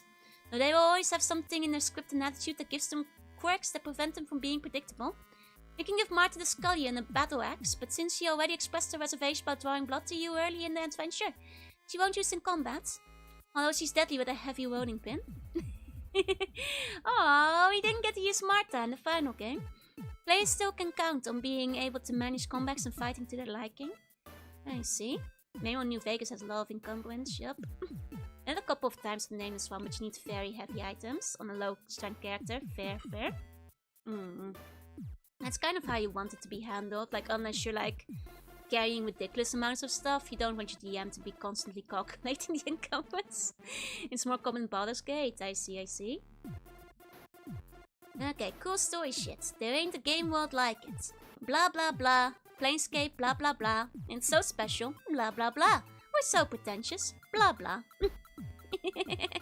Hiya, Justin. Planescape is a game world you've never experienced before. It gouges you with its sharp-edged visuals, bizarre adversaries that can murder you with an idea, and strange magics that unravel common conceptions about physics and metaphysics. Explore Sigil, a city of magic and industry, barnacled within the polluted interior of a hollow donut where the mightiest angels and the worst horrors vomited from the pit will invite you to tender your views on how mortality affects the physical and emotional relationships between the sexes. Forget fragile owls, rock-humping dwarves, worthless hobbits and with them the mind-numbing boredom of every RPG ever released. Planescape will leave you groping for a secure foothold. And just when you think you have a feel for the place, the environment will kick you in the ass, changing the rules before your thoughts can tumble back into order. No more high fantasy ride across the land and uphold the good by killing the evil wizard with the magic sword bullshit. In this game, you're the only one that matters. It's your life online, and the clock doesn't stop ticking. Man, ease off on the hobbits! What did these wizards ever do to you, huh? Just in there, hey. Armor is what usually weighs you down the most. Oh, right, and because I was a wizard, I didn't really have armor. That's fair. Okay. Ego masturbation. Ooh, masturbation. Now there's something you can't do at all. Mr. Avalon, contain yourself. We got gold, glory, power, and hero worship. Why save a world you know nothing about and have absolutely no attachment to? Fuck that. We know what you really want to do. You want to run rampant in a world where you are God. You want the power to change your environment, slaughter all those who stand against you, and be a hero worshipped by the masses. Everything you don't get pushing paper or suffering through school 40 hours a week. You can't really do that though, because then the lady gets you. As such, Last Rites concentrates on every player's power fantasy and exploits selfish motivations. You and your destiny are the focus of the game. You're not out to save the world, only yourself, and if the world gets saved in the process, then fine, but it ain't your problem. Maybe Planescape doesn't revolve around the character, but it would if you wanted it to. Capiche? Capiche? This will somehow get hornier? Really? Oh wait, yes. Whatever you say, master. Oh, it does get hornier, okay. I'm playing an armored artificer and all my carry weight buffs still make it hard to carry stuff. Fair. It's all in the armor, huh? People recognize the character and react to him. The player can build a web. People cower at the feet of a fearsome basher or else welcome. Or try and take advantage of a charitable character. They will recognize him when they have spoken before and will remember how the player treated them last time he spoke to them. Oh god, the centaurs. Want to have some sort of reputation stab, but never happened. I mean, I guess the reputation is kind of like circumvented by your alignment and how some characters react to you being good or evil. I have them. Hey, Morton might be Mr. Avalon's self-insert character. Cats in the game will learn to fear and respect the character. They will grovel and pander to his desires. Women will adore the character and lavish praise upon them. That doesn't really happen. I guess you get like a tsundere by the end of the game, but... Sure, you may be a fat, dateless loser in real life, but in Last Rage, you get the woman and respect you've always craved. Rumors travel fast in Sigil, and the player's actions, however they are interpreted, will herald them, and people will react appropriately. Hey, Mr. Avalon, rude! Very, very rude, Mr. Avalon. And we don't even get the ladies in the game anyway. They basically removed all the romance, except for like the one scene where you can kind of like get close to Anna. Don't even get to be very romantic with Grace. A world, not a one-way street. There's always somewhere to go and something to do to advance the plot. The world won't grind to a halt because you can't solve a puzzle. Just go off and do something else more to your liking. A team runs through the game and carries over the scenario design and tricks and traps. There's always more than one way to skin a cat for every obstacle the player encounters, and should the player wish to leave a puzzle and come back to it, there will always be other avenues and adventures for them to embark on. We were initially worried that a game with a severed head in it wouldn't sell, so we said, well, Interplay might go for it, so here we are. Had to kill my plum hag. You squisho. I sent it, I'll have you know I'm only takeless. We sure wouldn't have removed Romans from the Jovers. Unfortunately, the Navy VN is still a long way off. What's the barriers? Yes. It was the barriers instead of the Centaur. That's right. Hey, my beloved. A world with the pulse. Other people in the world have lives. Just because the character isn't there to observe every piece of the world doesn't mean that the world stops when he leaves the area. Every person has a daily routine and events may occur without the player being there to intervene and participate in them. And to the replayability of value, the game will have depth and be as much of a living world as we can make it. I don't think the routines made it over. Like, I don't think there's like any missable quests or anything, right? Yeah, they couldn't make that in, no. The characters in fact do not have lives. And it kind of like... And they put a timer in Fallout, but... How you folks say, hey... The people you meet ain't from McDonald's. What does that mean? They don't eat burgers in Planescape. People in our game have personalities, and sometimes more than one personality. The people you meet aren't walking, talking, cookie-cutter cardboard cliches that you've seen 1,000 times before, and they have wants, just like you. Opponents and allies don't break down into those two simple labels, and they may even switch back and forth throughout the game and respond to your actions. You have to deal with adversaries with multiple personalities, schizophrenia, or who have been possessed. Maybe in the Pit Fiend's best interest to provide you with gifts and accurate information in order to harm one of his enemies in the Blood War. The friendly tavern barmaid with the flaming hair and strong sword arm who percolates your hormones may be a refugee from the pits of the abyss taking mortal form. Your friends may be far more than they seem. They may change their personalities depending on their allegiances and your actions. One of your allies won't take kindly to you looting bodies of the dead. Others won't stick with you except for out of greed. Some smiling faces conceal fangs, waiting for combat when your back is turned against the wall to turn on you. Damn. No, he hasn't talked to the white people at McDonald's. This sounds like all like people I meet in McDonald's, right? I'm pretty sure there are plenty of people in McDonald's who will stick with you out of greed. Exactly. They really want the companions that would backstab you or betray you, huh? I mean, I guess like you only have the scripted one at the end, if like you have either one in your team, but... Planescape did deliver where Peter Molyneux filled with the trees that could grow from a seed too. Was it the casual fit? I thought it would be fun, because Planescape is kind of edgy. And also, I was crawling in my skin today, and my hands are covered in blood. I hurt myself while making gunpla. Hi, Linz. Hi. People talk with us at McDonald's. No, but you can observe them, right? It's my emo face. On the other hand, the player can build friendships and relationships. He can build trust with skeptics, help out those in need, or romance those he meets. He will work hard to try and include positive relationships within the game, relationships that the player may not have in real life or may desire from watching movies. The player can have buddies that will lay down their lives for the character. Betsy's and Veronica's, Ginger and Marianne's, fighting over his affections, mentors, loyal servants, and so on. He will thank the player for his help, or fawn for his attention, giving the player additional ego stroking. Sometimes, I wonder why my eyeballs don't dry out. May I please be the Sherpan today? Have you learned from last time when you had to get fired? Horns of a dilemma that are sharp. Difficult moral choices that make you think and have consequences. Most fantasy RPGs have right and wrong choices, and more often than not, the morality is always clear-cut. You do something for the right reason, you get a scrap of information or reward. Isn't that nice? What kind of space look like there's a cloud around my left? Ooh! Whoa! I'm in the Aurora. It's predictable and stupid. The last rights, life and non-life, ain't going to be that simple.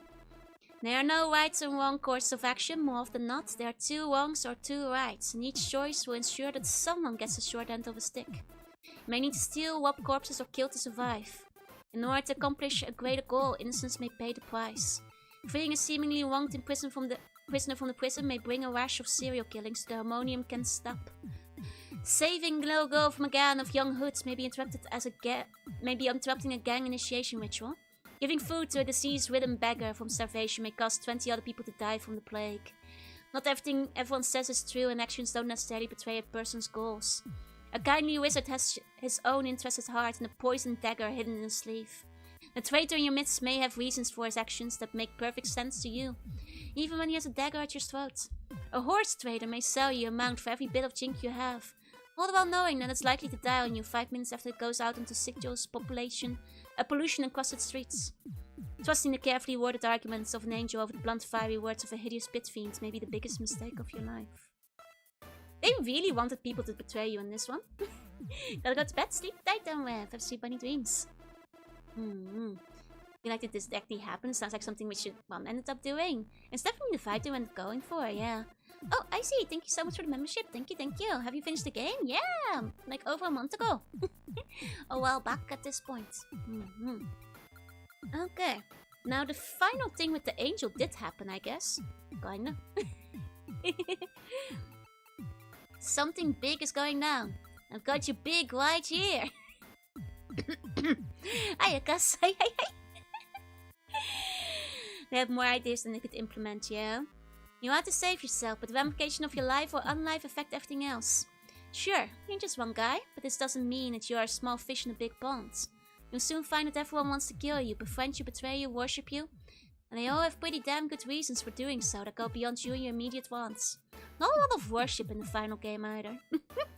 You are somewhat of a legend, power and potential, and what you do will send earthquakes through the places.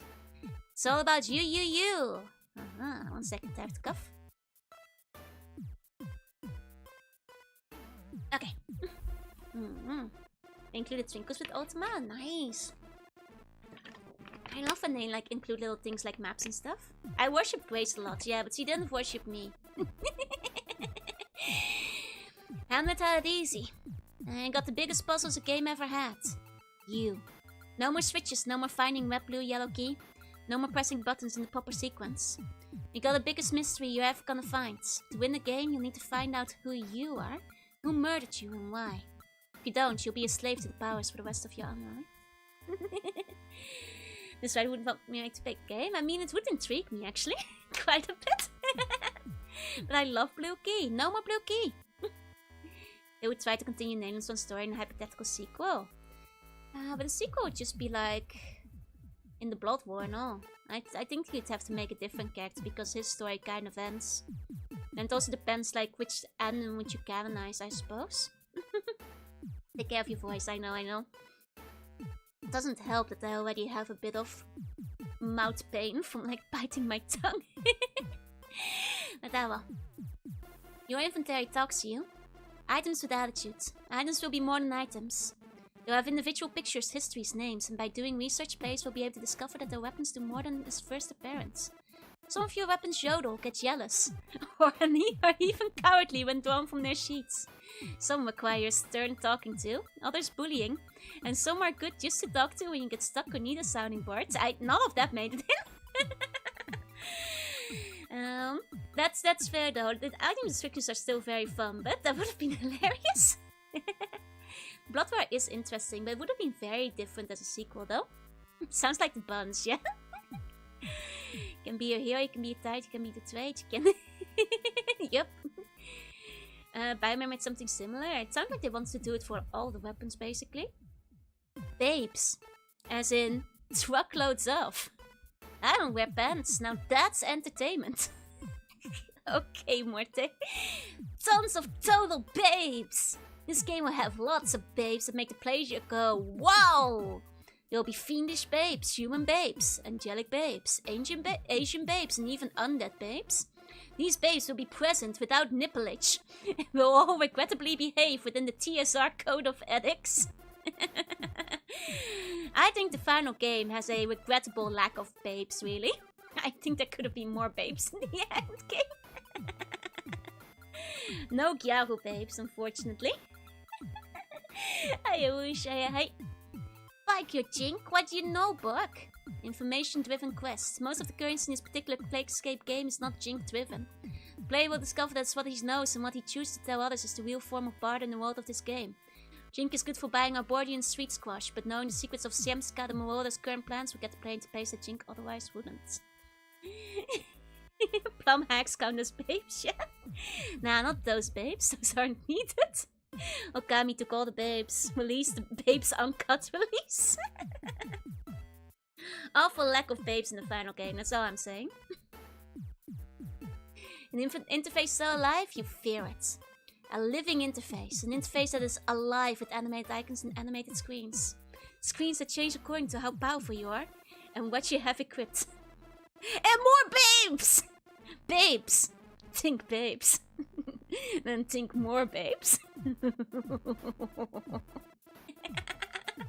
Thank you, Mr. Avalon.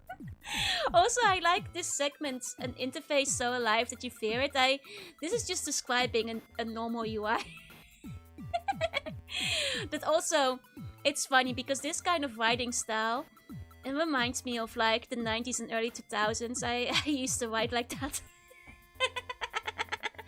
I open and I just like randomly repeat something a few paragraphs later to emphasize. It's a very similar way, yeah. It's a very 90s, early 2000s way of writing. You're playing the game as if that counts as an extra page. And this era was encapsulated by babes, you know? Hey, Lambase, thank you so much for the resub. Please enjoy your emotes. Can we call the Joe Navy babes? Yeah, that's fine. Doesn't stop with the game. Welcome to Planescape. Stay for a while. Nashwa is designed to be an immersive introduction to Planescape. Player and his characters are dumped into a strange world where both of them must decipher the bizarre cultures, people and laws that now govern their lives and unlives. The player and character experience the world together as the game advances without the player having to force himself into a world where his character is assumed to have already got a connection with the world and its people as role-playing games do. The monster's history and locales of experience should prove new to both the player and the character, making the role-playing experience that much more immersive and powerful. Hey, Lammeester, yeah, hey. By the end of the game, we hope to give the player an overall feel for Planescape and will guide it without detailing every corner of the world. It is hoped that the game and the area and the people it presents will serve as a foundation for the future games, and will hopefully spur a gamer to read paper game support material, and the novels themselves and search for more information touched upon in the game. Especially certain factals, the Blood War, powers and areas on the Outlands that they heard about in passing, but did not encounter in the game. In essence, as many aspects of the world of Planescape will be touched upon as possible. Enough to give the feeling of a well-rounded universe, but only certain facets will be explored in detail. It is hoped that the touches will help set the stage for future games and spark player interest in both future games and TSR support material. This is what I would look like if I was punched in the face! Thank you, Marte. Hey, Tactical. You know, this is... You know how you guys kept asking me why I put like the spinning like images in my like Dutch food slideshow? They're doing the same thing with that pitch document. This is like... Morte doing this is like the equivalent of them jingling their keys in front of the people they're pitching to keep them paying attention. You know, they're doing the exact same thing. 24 years that Staples upsetting badly forgotten, yeah. I mean, D&D made a comeback, so... Maybe Planescape can too. Okay, team vision statements. Can I spin the Jorunna in the bubble? No, I'd die. I am too... I'd explode. I don't have enough blood for spinning today. Team vision statements. Don't do what's been done. If you've seen it done before, do it better than you've seen or don't do it. Better yet, try to think of a way to implement it that has never been tried before. That's a nice way to go about it. Needs a new core book, but it's very sanitized. That's a shame. This is Planescape, not high fantasy. It's not high fantasy, it's avant-garde fantasy. Everything you create or draw should reflect this. It's a spiky and jagged world.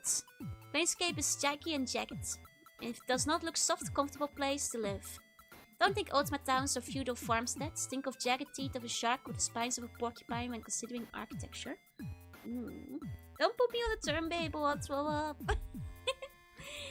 Filled with jagged and spiky people. The people in Planescape are spiky and jagged. They don't look like soft medieval peasants.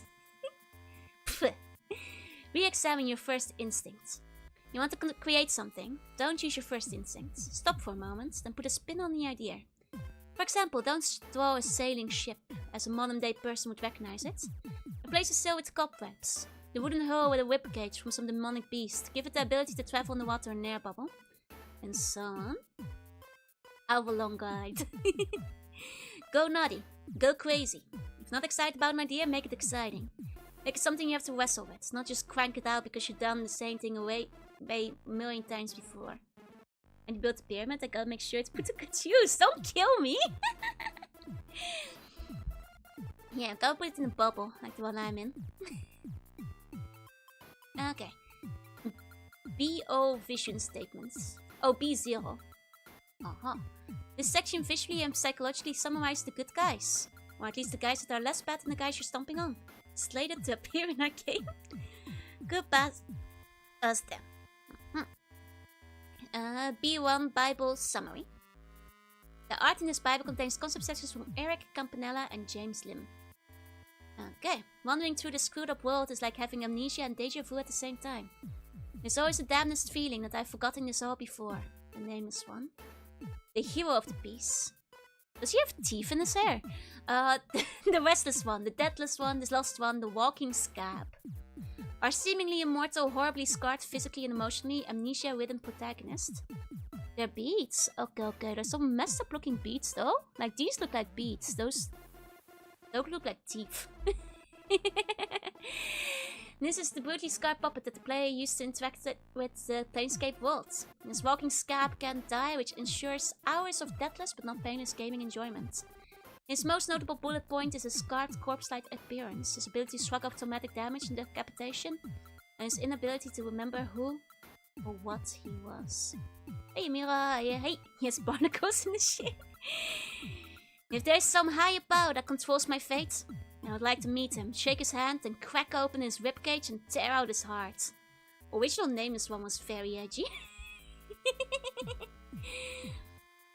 Mortimer Morte Erictus Grin. Morte's a floating sarcastic skull that was so abrasive his own body walked off and left him. Morte is the player's first ally in the last rites. He's a floating sarcastic skull that helps the characters out by answering questions about the Planescape universe, insulting other NPCs and hitting on female zombies. He's basically a bitter abrasive sounding board and clue book for the character. He has a tendency to bite people he doesn't like. They changed his backstory a bit, huh? I kind of like the idea of his own body leaving him though. It's you and me, Buck. We're in this together. Until this thing's over, I stick like your leg. I mean, I believe that is their full name. Mortimer Morte Rictus Grin. Anna! Oh yeah! Anna is a smoldering young tiefling that speaks with an Irish accent. She's brash, insulting, and inexplicably attractive to play a character. A tiefling raised on Sigil streets, Anna is a lot like one would expect from a hive orphan. Streetwise, not terribly patient when most matters are concerned. Anna has difficulties in affairs of the heart. Feelings beyond simple hostility make her terribly confused, hesitant, and frustrated. Ach, you clueless tart. Maybe if you think before you opened your bone box, maybe I wouldn't find a sword sticking between your ribs so often. But there's a cameo in Fallout 1. Wait, really? That's kind of fun. Nice. So that's a full outfit, huh? A Dakon the Pariah. Oh my god, he's so spiky. Sounds like a good crack. Like a special cut for the belly button, right? This is what we call culture. It's what we call flavor. Anyway, an exile from the ways of exiles. Like most Skitzerai, Dakon looks like an elf gone bad. He is bedecked in greys and browns, and his hairless, liver-spotted yellow skin make him look like he took a bath in mustard. Somber, honorable, and fiercely loyal to the hero, Dakan will stick with him throughout the adventure and do everything in his power to protect him. People here are spiky and not soft like the medieval peasants, it's true. But this guy's especially spiky. Look, look, look. Anna's not that spiky. He sees the promise, babe. Did you figure out Dakan's puzzle? I did. I got all of them. But the ladies love him, the ladies love Dakan. Where you go, I shall follow. Your enemy is my enemy, your struggle my struggle. None of another's fall, I shall remain by your side until the blood stops beating in my heart. One of the show party members that they got, that would be kinda cool. Oh, because they keep mentioning some that we haven't seen. Is that a Bionicle? Yeah, that line actually made it into the game. Far from grace, a Puritan succubus with the wealth of 1,000 experiences in her head. Sold into slavery by her abyssal mother, Far from Grace spent many long centuries in servitude to various masters across the plains. She won her freedom in a contest of improvisation and promptly fled to Sigil, where she became the hostage of a brother of stating intellectual lust. Her intense dislike of her succubus mother has caused Far from Grace to forsake all sexual contact and innuendos, seeing them as contemptible qualities. She looks very cute here. I like her many scrolls. Her eyes were like windows to hell, but she had a body that made me want to kick in the door. Practical inclination did him so dirty, right? Succubus is mostly test one. I mean, it makes a lot of sense for Far from Grace, you know. And she originally had oofs. Yeah. They went with a more demonic design. I should like to be stepped on, but this, weakness. You say no to the sexy lady just because she's got some hooves. You will not survive in the city of Sigil. Go on. You can ignore those. Can't hold all these scores. Northern Whistleclick. I don't think he had a last name in the game. Hey, fairy. That were boot cuffs. Those actually might be cut off boot cuffs. I think the boot might actually continue below instead of hooves. That's actually a good point. Now I look at them more closely. Those might be boot cuffs. Either way, still wood. A book-smart metal cube with arms, legs, big eyes, and a voice like speak and spell and quack. A clunky mechanical cube with arms, legs, and large expressive eyes that usually register only confusion. Nordum is a rogue Mordron from Mechanus. He's a straight man for many jokes and the ultimate puzzle breaker for any conundrum the player encounters. He acts like a cubic R2-D2 unit that speaks bad English. Yeah, otherwise our legs would be kind of short. I thought maybe demons would just build like that, you know? But it would make more sense if those were boots. Nordum. It rhymes with boredom. Next time, we should hire a cash register or a toaster to help us out instead. Oh, Veiler gets his fancy black background, huh? Those shapeshifting hooves to kill the feet bugs. That'll serve you right.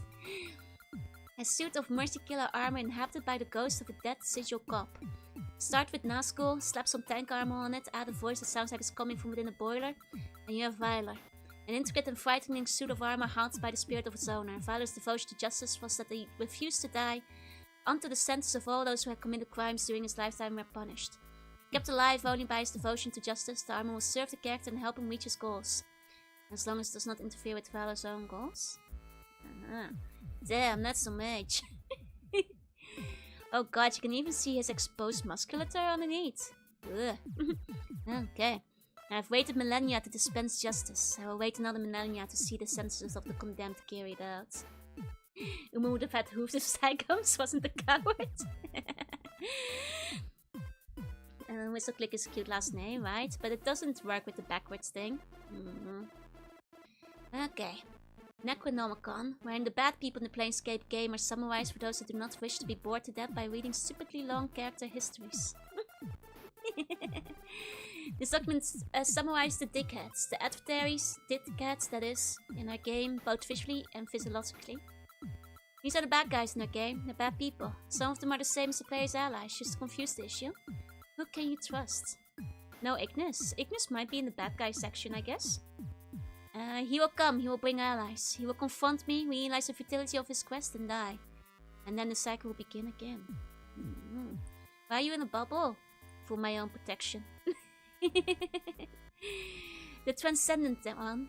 Are capable, condescending, calculating, and insufferably arrogant antagonist who has it all figured out. That's a cool design. I like how he's kind of Raymanning it though. You know, like he only has fists but no arms. The antagonist is the player, or more precisely, a part of the player that was split from him a long time ago. It's the player's hidden adversary who has been murdering the player repeatedly for almost a century, and watching him rise from the dead as amnesiac. Succubus in Witcher 3 would go, this was kind of hot. Send me a link later.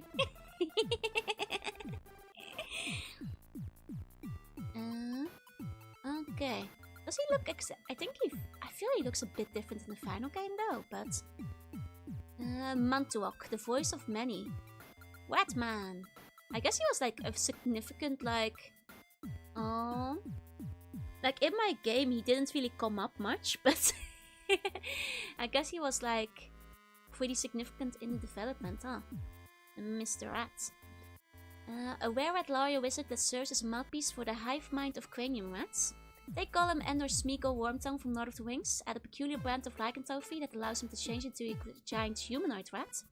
And you have Mantuok, a sniffling, obsequious diplomat for the hive of cranium rats that live in the Weeping Stone catacombs. Mantuok makes up for his various physical deficiencies with his magical powers and social backstabbing skills. Is the bubble ballista proof? Why would you shoot the bubble? Why would you want me to get injured again? Yeah, he's basically a footnote in the final game. Like, he does have a quest, I guess, but... It was more floating armor of brambles. I was like, I don't remember him looking like that. Why have you come to our kingdom, human? It's not a place for a man. No place for a man at all. Hey, Tipsy, hey. Wonder if the practical incarnation will be here. Maybe. Hey, demon. A bratty, lecherous night hag that tinkers with arcane abstracts. Valvo is imprisoned in an extraplanar barbed black maze for conducting arcane research that threatens Sigil. Obsessed with the idea that the Lady of Pain is herself a prisoner in Sigil, Valvo was promptly hurled into a prison of her own midway to her attempts to free her. Given with the ability to fashion artifacts endowed with bizarre abstract powers, Valvo was responsible for peeling the player's mortality from his body, and leaving him the mortal wreck he is today. Valvo was tremendously powerful but slow to anger. The player's main challenge will be finding a way to politely fend off her lustful advances while picking her brain for information. Is that the rat that's gonna help me invest in the stock market? Yes. My pretty thing, I can travel the planes, but I cannot change the nature of a man. Tapping her fingers like mandibles. You know, I will note that, like, despite saying you need to find a way to fend off her lustful advances, the way to get the best stat boost is to, like, constantly flirt with her, though. She's not as cute as Papa Oi! Hey, Lord Metallium, hey. Trias the Betrayer. Oh, he looks pretty badass. He looks like a golden statue. A Deva who betrayed the upper planes to the Blood War. Trias is a political visionary who sought to steer the upper planes to take a more active role in the Blood War by helping a legion of fiends attack Elysium. He felt the fiendish attack close to Elysium's hearts, would force the Devas to abandon their behind-the-scenes manipulation of the Blood War and invade the lower planes.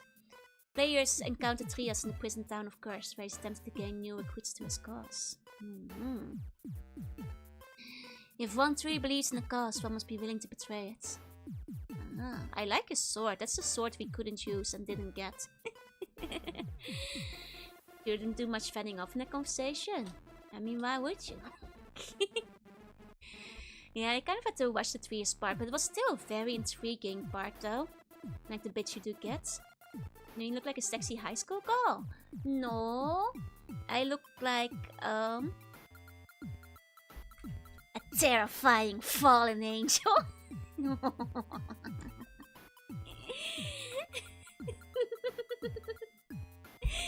Yeah, no. Oh, Dematorius, thank you so much for the resub. Thank you. Please enjoy your emotes. Management and marketing realities. Contained herein is a host of realities of management, scheduling, and marketing. I have my wings right now, just getting the cutting earlier. I'm just saying, just a few hours ago, I had copious amounts of blood on my hands. Oh, it was spilling everywhere. That's all I'm saying. My dark power is overflowing. Hey, Smokey. The bubble is for your safety, not mine. Hi, MP. Hi. Ow, the edge of the nipper. Hi again, hi. I had to drink so much blood earlier. Stemming the tides. Lest it flow everywhere.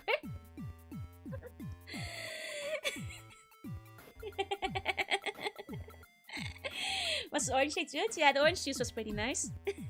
Oh, oops. There you go, IMP. Survive of walking in on your aunt trying on her old high school outfit. Oi! I'm just cool. That's all. I'm just tremendously cool. You know. I'm not Nurgle's chosen. A corn has taken me. Careful with the touch, you might cut yourself again. I'll do my best. 0.357 bullet points. Was blood loss itself, or just the sight of blood that laid me out? I don't know, I just got lightheaded. Maybe it was like the taste of blood. That's I don't know. But I had to lay down for a while. I don't have a lot of blood to begin with, so that probably didn't help.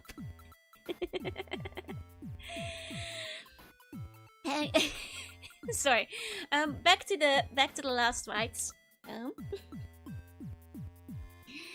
Okay. Aside from anything you want to pry out a vision statement with the crowbar, some of the more obvious bullet points of this game are, in no particular order. This is the first computer game set in TSR's Planescape setting. The strengths of this world are, if you need to tell anyone, it's hardcore adult fantasy. It uses AD&D rules, but everything's got teeth, from the architecture to the locals to the monsters to the spells. It's got a flavor all of its own. Flavors enough, they made a sequel, right? I engorged myself too much on my blood and had to nap it up. Exactly.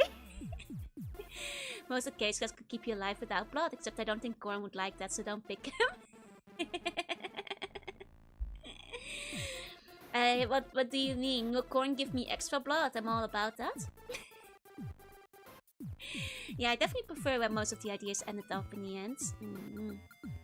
It's a world of countless dimensions and creatures. Any other fancy game world is nothing more than a drop in the ocean compared to the expanse of Planescape. I can do anything.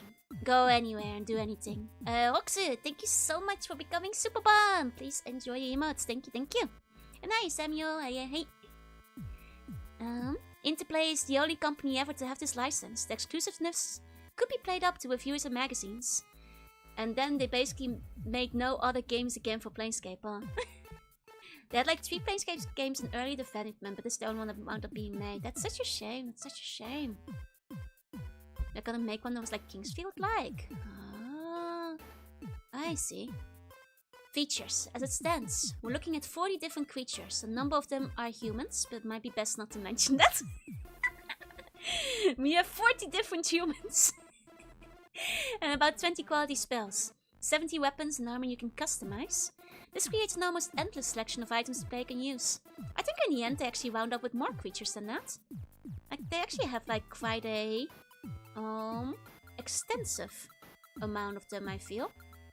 Non-tileable settings. The locations are breathtaking. Hopefully the product review today will convince you to the strength of this point. Less armor and weapons you can customize. Yeah, I guess that's the flip-up. Shadow and colored lighting effects. When the player walks into a shadowed area or an area of colored light, it changes the character's look to reflect the lighting. A player walking through an area lit by stained glass will look like a humanoid rainbow as he steps through it. Motion capture. The fluidity of the character's movements will be apparent in the first few seconds of the game. This is a tabletop game. Planescape Torment is based off a tabletop game, and this was the pitch deck for it basically, so you're not too far off. But this is for the video game, how they pitched it to, I guess, like publishers and stuff. Which is pretty interesting, but it's one of the few that got the license for it. Character is immortal and has powers that no character in any role-playing game has ever had. You've never played a character like this one. Your character is immortal, he can regenerate, he can lose limbs, he can talk to the dead, he can cut off extremities and replace them with others he can find. He's like a tougher version of Frankenstein. They kind of had some of that in there, but they didn't go all out on it, unfortunately. Hey Ellen, hey. Your items have personality, some of them even talk to you. Unfortunately not. In the game, the player comes across new party members that sit in the inventory. Cowardly swords, hate-filled axes, and slow-witted yodeling hammers. All can have conversation with the player and throw in their 2 cents when they have something to say. You make out the gods, unless you had blue hair, you would be Rem. Ah! I could see it. Oh yeah, I didn't go over my schedule today, but look forward to May Day this weekend. This time, I won't forget to play the game I bought 2 years ago specifically for May Day. This time, I'll remember. Yeah, it's very interesting to see things like basic things like lighting and non-tiling, because that was still revolutionary at the time. The companions in the game. The uniqueness of the companions the player can discover in the game can also be played up to differentiate from other computer games. A smart-ass, sarcastic floating skull, a teenage demon girl with a lashing tail, a Puritan succubus, a talking speak and spell cube, a self-exiled samurai, a pyromaniacal mage that is living conduit to the elemental plane of fire, and a suit of living armor can all join your party. So they do mention him. Like, they do mention Ignis. They just don't have a page for him, huh? All the player companions though, Morte is the floating skull, is the best. Was supposed to look more Frankenstein-y early on. Oh yeah. I'm glad they went with the final design. I don't like how this one looks. Maybe make a reservation for the Omarais. I'm not sure if there will be Omarais yet this year. I'm not quite sure. I'll play Pokemon. Eventually. Hi, Crypto, say hey. Okay. Next, the fucking plot. You mean I had to go all through this shit to get to the end? Fucking designers. I'd sooner die 1,000 deaths than our hero, the nameless one, finally catching on. What's the goal of the game? You are a large fleshy puzzle box with several locks. Find the keys. You wake up from the dead with amnesia. The point of the game is to find out where you are, who you are, how you died, and what the future holds in store for you. If it means putting on a bunch of people in a dead book, so be it. At its core, Last Rites is a mystery, with the character as the enigma. Throughout the game, curiosity, greed, fear, and needs to escape, survival, and self-defense and revenge will all take turns driving the character forward to write the grand finale. Told me all these motivations resolve around finding answers to the following questions. Who am I? Who keeps trying to kill me? Why am I immortal? Learning the answers to these questions can give the player character tremendous power over his destiny. They also mean dying a lot, but fate is a fickle mistress. Amnesia is also designed to give the player more identification with the character. The shock of Sigil and other outer planes would be diminished if the player character was assumed to know the workings of the multiverse. The PC's Amnesia is also used to create more character-driven puzzles than plot-driven. More for who am I, was I, than what should I do. Why? Who keeps trying to kill me? And why aren't they doing a very good job? Hey, Crypto Saying Bluey. Hey, please no swear. I'm just reading what's in the sheet. Is there some bunny-related event in Japan? Was the bunny game released? Which I played, and some gacha I played had bunny released too at the same time. Oh, no. Like, Japan often has like bunny stuff around Easter, but hi Seraphim and hi Kitty, good afternoon. Like, you know, you might get people drawing like golden bunny suits for a golden week, but that's not specifically a bunny thing. So I don't think there is anything bunny related going on at the moment, aside from Easter maybe. So just funny coincidence, I guess. Reincarnation and Amnesia make strange bedfellows. What can you say about a game with reincarnation and amnesia as plot devices? The player quickly discovers it's almost impossible for him to die. Another plot device, this allows the player to regenerate while walking around and allows him to explore Sigil and the outer place with a safety net. The net is not foolproof, Cremation, disintegration, imprisonment, and Lady of Pain are all things that the player still needs to watch out for. Plot-wise, it presents the player with a series of puzzles involving early incarnation in their actions. Regenerates from traumatic damage, walks off stab wounds, and becomes close friends of fast developing scabs and blisters that harden and fall off within minutes. Ugh, gross. Infinite Easter going on, yeah? The problem is that every time the player dies, he forgets everything his previous incarnation knew. Or thought it knew. This is extremely frustrating. Anytime the player dies during last rites, however, he will not lose his memory. A previous incarnation found a means to temporarily prevent amnesia to give the player a chance to find his adversary. Combine the character's amnesia with his ability to rise from the dead, a whole bunch of questions come to mind. What has he done in previous incarnations that affect the player present? What pleasant or unpleasant events have occurred in situ on the outer planes that he is responsible for? And the most important question, what led him to this state? How did it happen? Many other people are also interested in this question. As the player will discover, many have been touched by his actions in the past, in the present and the future. What the player has forgotten, they have not. To start, the mortuary. Now let's see how much winds up differing per tabs. The player wakes up in a cold slab in a room piled with dead bodies. He has no memory of who he is or what he's doing there. As the player crawls over the slab, the skull. The skull is the player's first ally, Mortar and Mortar Richtersgrin, a sarcastic floating skull. He floats alongside the character for most of the adventure, being a smartass and talking a lot of smack with the PC and his allies. The skull Morte calmly informs the player he's in the mortuary, a huge morgue in the city of Sigil. He also informs that if Dustman, the mortuary caretakers, find out the player woke up after dying, they'll probably toss him in the crematorium. This will be bad. Morte will help the player escape, that is, as long as the player helps him. The player cannot leave the mortuary without Morte. From then on, the sarcastic floating skull will be his near-dead smack-talking companion. I mean, I like how they nearly make it sound like you can leave Morte behind, but that's not an option. In the end, you don't actually have to help Morte that much, like... His one goal is to just kind of get out with you together, huh? Sigil Slums, the Hive. The player escapes the mortuary and finds himself in the streets of Sigil Slums. The Hive, after dark, not a good place to be. Once outside, Morte happens to mention the player has got a handy list of instructions tattooed on his back. The tattoo stitched on the character's back tells him he has 3 goals. Find someone named Ferret, who knows something about his condition. Find some journal that was supposed to be with his body, that seems to be missing. Find out how he died and who killed him. Throughout the game, I dispense advice, abuse, and even hints when the player asks. I keep track of what the player learned and what he's forgotten. I'm a skull, a compass, an encyclopedia, and the player's best friend. I wonder if, like, Morte was inspired by the ones from, like, Monkey Island. Ragpicker Square. The square was a mountain of range of junk and cloth, mortared together with pigeon crap. Collectors had built platforms atop the mountain and hollowed out a nest in the trash. They picked at the rag mountains like flies, buzzing to themselves when they came across a promising piece of garbage. That's a cool art. It's quite different in the final game, but you can still recognize it. Like the hill, I can still see it. Hey. Looks like one of the places from Fallout New Vegas. It actually kind of looks a bit Fallout-y too. But I can still imagine it, even though it changed a bit. The player goes in search of Ferret, who apparently knows something about him. Ferret is a wheezing, asthma-ridden chief of a gang of scavengers. He has set up a skip in a city block that lies beneath a buried mountain of trash called Ragpicker Square. The player must find Ragpicker Square, dig out the entrance to Ferret's buried spirits, then find a way to defeat Ferret's guards in order to meet Ferret himself. Ferret says he will help the player if the player loots one of the crypts in Weeping Stone Catacombs.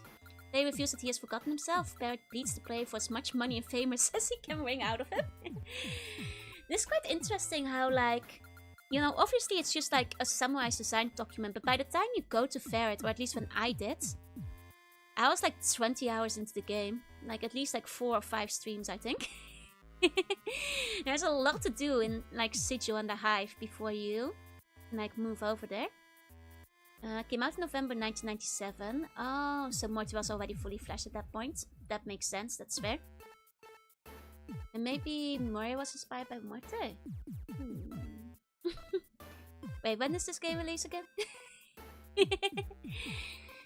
The player enters the Weeping Stone Catacombs as a favor for Ferret. The player enters the catacombs beneath Sigil. Here he discovers a civilization of living dead and a hive of intelligent rats that exist in a shaking truce.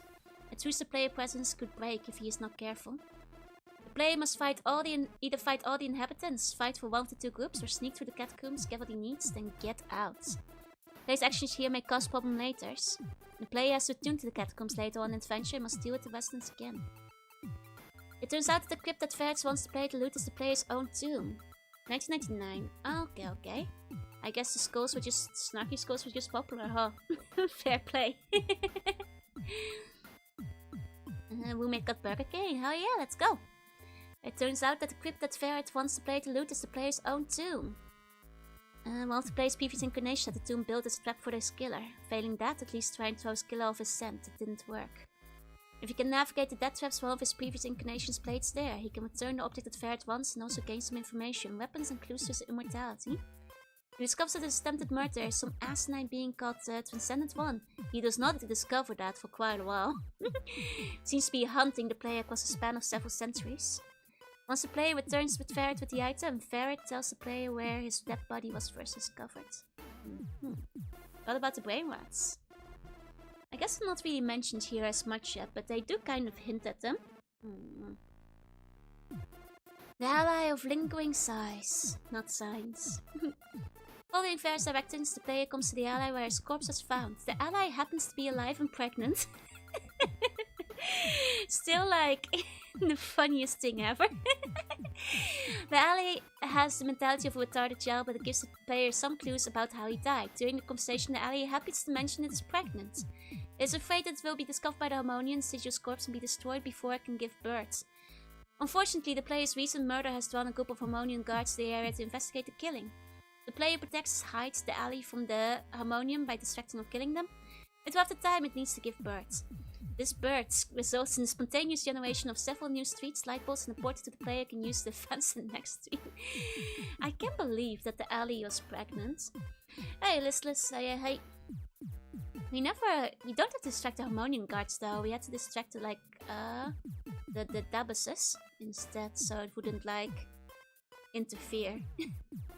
Then the plot of slating intellectual lusts. It's not a Tuesday.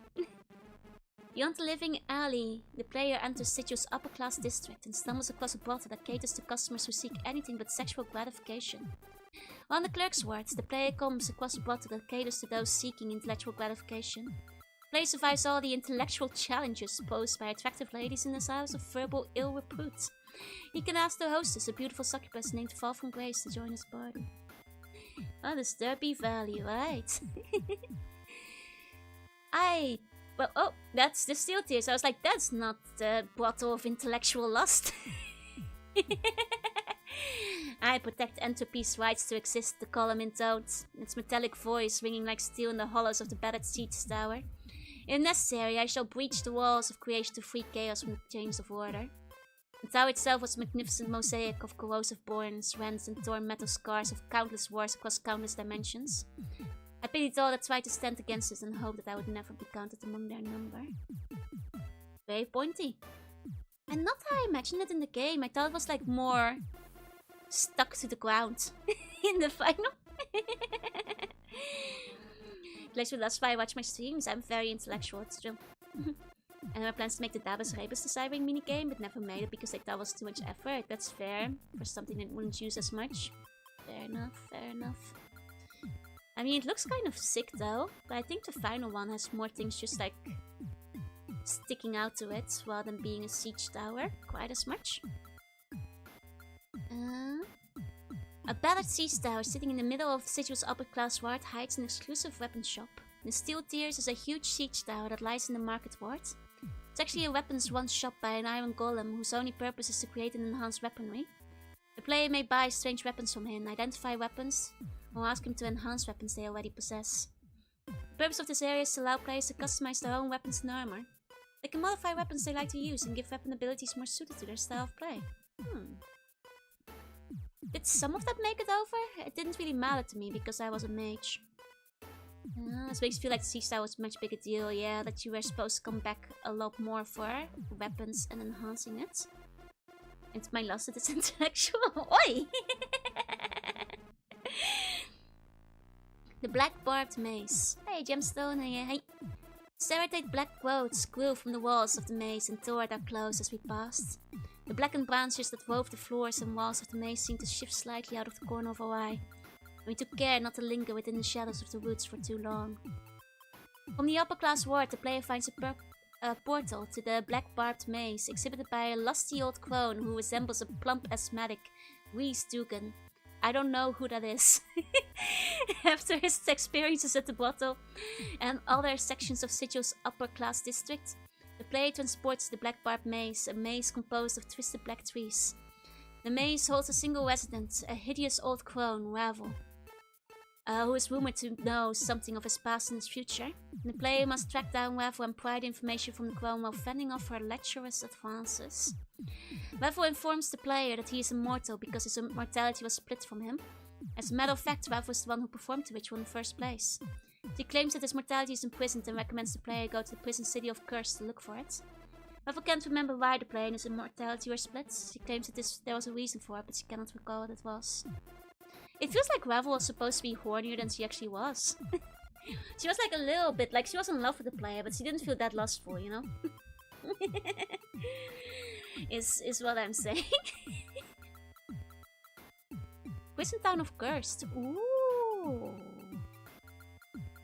Underground prison, underground tavern, maze, gates, tavern, warehouse, upper class government. It's interesting how compared to like, because Cursed in the final game is not much. But it's interesting that this one has like a whole laid out map compared to Sigil that is not as detailed in comparison in this document. When most of Curse was clearly like cut short a little bit. Welcome to the prison town of Cursed. Once inside the gates, you're an inmate. The player arrives in Cursed in search of information. While there, he becomes acquainted with a gang of criminals, politicians and backstabbers that live there. In the depths of the Cursed jail, he discovers three of the condemned, a Deva, equivalent of angels, who has been imprisoned by the cursed officials. If the player frees them, Trias tells the player there's a fiend on the Outlands that could help the player reach Bator. While the player is gone from Cursed, Trias, who is really quite a bastard past his angelic aura, proceeds to cause all sorts of trouble that result in the town sliding off its plane of existence. When the player returns to Cursed, the city will be gone. Forked Tongue's crater. Hey, I recognize that bone creature. On the ground of the skull. And there he lives. Hey, and that place looks basically the same as it does in the game.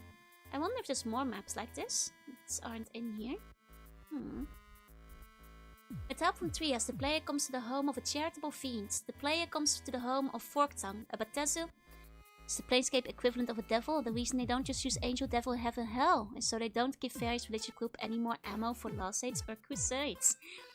A Batezu hermit that lives in a huge blasted crater on the Outlands. Many centuries ago, Trias suckered Forked Tongue into signing a contract that would force him to tell the truth and perform acts of charity for the rest of his life. His contract was such a death sentence to the hate-filled fiend that he left Bator and set up a skip on the Outlands.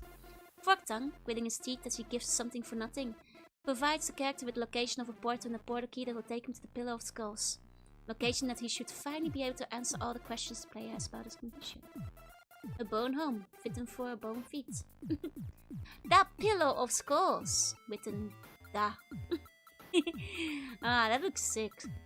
More terrible than their howls, shouts and bellowing was the deadly silence as the living pillar finally notes their presence. It is interesting, like, considering most of the game is like Sigil, that those like parts are like the least described in the plot summary, huh? Well, I guess it's because you're mostly doing side quests in them. Hey Otra, hey. A chat with the Pillar of Skulls. The player steps through the portal to Bator, Hell, and has a chat with a pillar of canny living heads.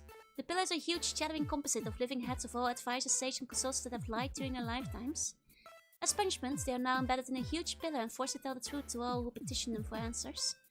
There, after much bantering and threats with the skulls that form on the pillar, the player learns. Let me tell you to stop leaving your skulls all over the place, I'm sorry! Weiss is a nickname for Bill Dugan, who was a designer who worked at Interplay. Oh, so it only makes sense for people who saw the document internally. Fair enough, fair enough. Location of his imprisoned mortality. It lies on the negative material plane, a plane composed of malignant energy that animates undead creatures, in an impenetrable floating structure called the Fortress of Regrets. The name and location of his murderer, the Transcendent One. The pillar tells the player the Transcendent One can be found in the Fortress of Regrets. Every time the player dies, he casts a shadow on existence. The pillar chuckles and says that every time the player is killed, someone else in the multiverse dies in the character's place. This victim becomes a vengeful shadow that's banished to the Fortress of Regrets. A subtle, sarcastic warning of what awaits the player at the end of his journey.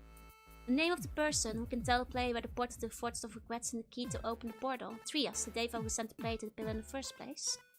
The pillar tells the player Trias lied to him on purpose. The player will have to find out while on his own. As on top with Venus locals, the player escapes the plane and travels back to Cursed. It's interesting for like the part of the game that goes the fastest. This whole Cursed segment is like written with the most detail. I guess it's because this is where like all the most plot heavy stuff happens and all the revelations, huh? The player arrives back at the prison town of Cursed, except it's not there anymore. After the player freed Trias and left the town to go to the Pillar of Skulls, Trias caused the entire town to slide into another plane. The prison plane of Carcersi. The player is forced to travel through the portal the town slid through and try to rescue it from its fate. There the player must track down the missing city of the curse in the heart. Track down, buddy! Check your spelling. Track down the missing city of the curse in the harsh environment of Carcersi. Protect Curse from Carcersi's evil natives who are very happy for the fresh meat. Rescue the town by bringing it back to its proper plane. This will involve killing the betrayers that started this whole sliding mess in the first place. Player must cast the banished town to slide back to its own sake. He cannot find any other portal on the plane that will take him back within the game. While on this plane, the player tracks down Trias and learns the last bit of information to complete the quest. The nature of the key needed to get to the final location of the game. And location of the portal to the fortress. It's located in a small niche in the mortuary. The irony is that this is about 5 feet from where the player started the game. Trias will use the information as leverage against the player character to try and save his life. An awesome movie plays that shows the town sliding back into its proper plane. The player, his arms outstretched as the wave of portal energy washes over him and the town. Think of Soren as he summons the Nexus in Star Trek Generations. Once Curse is back in the Outlands, the player travels back to Sigil and returns to the mortuary. And to track down, don't you get it? I guess so, yeah. Grand finale, the Fortress of Regrets. The adventure comes full circle. The player returns to where he started the adventure, the mortuary. Now that he has the key, and the player uses one of the mortuary portals to travel to the Fortress of Regrets. There, the player must battle, defeat the horde of vengeful shells that lurk in the halls of the fortress. Puzzles. Survive 3 trials. That didn't happen. Impulse, illusion, and spiritual elimination. I guess there's the switch puzzle. And the convincing your souls to join you in your body puzzle. I guess. Final battle. The player confronts his adversary, the Transcendent One, and discovers the truth. His adversary is actually missing mortality that has evolved into its own personality. The Transcendent One's personality depends on the character's action over the last rites. Oh, that did not happen, I think. Basically, if the player was an evil asshole, his adversary is supremely good and self-righteous. If the player acts like a goody two-shoes, his adversary oozes with evil. If the player was neutral, the adversary is indifferent to his fate. That's kind of interesting, but I don't think they implemented that, did they? Yeah, the original plot outline did make it more or less completely in. I guess because it's like pretty bare bones and the rest they build around it, huh? But it's cool that like, at least they managed to like put everything they wanted for Cursed inside. Bad ending. Walk away and don't look back. The player does not have to become mortal again if he doesn't want to. Immortality, even with amnesia, has its obvious benefits. The tone of this ending will leave something to be desired, but the player may choose it if they wish. If the player chooses ending, the game basically begins again where it started. The player awakening in the mortuary without his memory, and a saddened Morte greeting him back to life again. Aww, that would have been a cool one to see. Not quite so good ending. Perform last rites, damning yourself, but saving all of existence by becoming mortal and letting death take its natural course. The player can convince his mortality to return to him. His mortality has no desire to return to him, doesn't like the player and enjoys its autonomy. The player discovers why his mortality was separated for him in the first place. To avoid the penance for a lifetime of evil. That's basically the ending that made it in. Best ending, this is a game. I want to have my cake and eat it too. The player learns why his mortality was separated from him, but rather than becoming mortal, he turns on it, killing it, trapping it, and preventing it from interfering with his life anymore. He then wanders the plains as a happy immortal. I don't think that happens.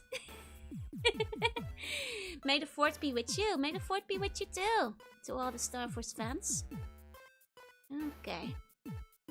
In the end, only the not so good ending was added, which makes sense. It's the most satisfying ending that feels like justified for the story, so... There's any way you can let your followers fix the problems, then have the NPCs call you out for not doing what you want. That would not be till Fallout 3. Last Rites takes a rural detour to breathe new life into the AD&D system for experienced players and make it accessible for new players. Some aspects of AD&D are intriguing. Other portions have been done to death or bore players to tears. Fortunately, the world of Planescape allows us to take D&D rules and play around with them, emphasize some of the lesser known aspects of the system and customizing others. Your actions define your character. The player is not locked into any one class right at the start, rather than being stamped with a label at the beginning. Fighter, mage, thief, priest. Your actions in the game define your character. Can you actually become a priest? I don't remember that being an option. In Espas, 1,000 or more incarnations. So you can buy the beast spell, so I wonder if it was planned in at some point, but... And the player has followed every... You can become a dustman. That is true. That's true, but it's not really being a priest though. The character has followed every career path the player can follow and maxed out all his characteristics. Just a matter of remembering it all. As adventure progresses, he gains his memories or meets teachers who will remember skills, powers, and gain characteristics related to all the class he was once a member of.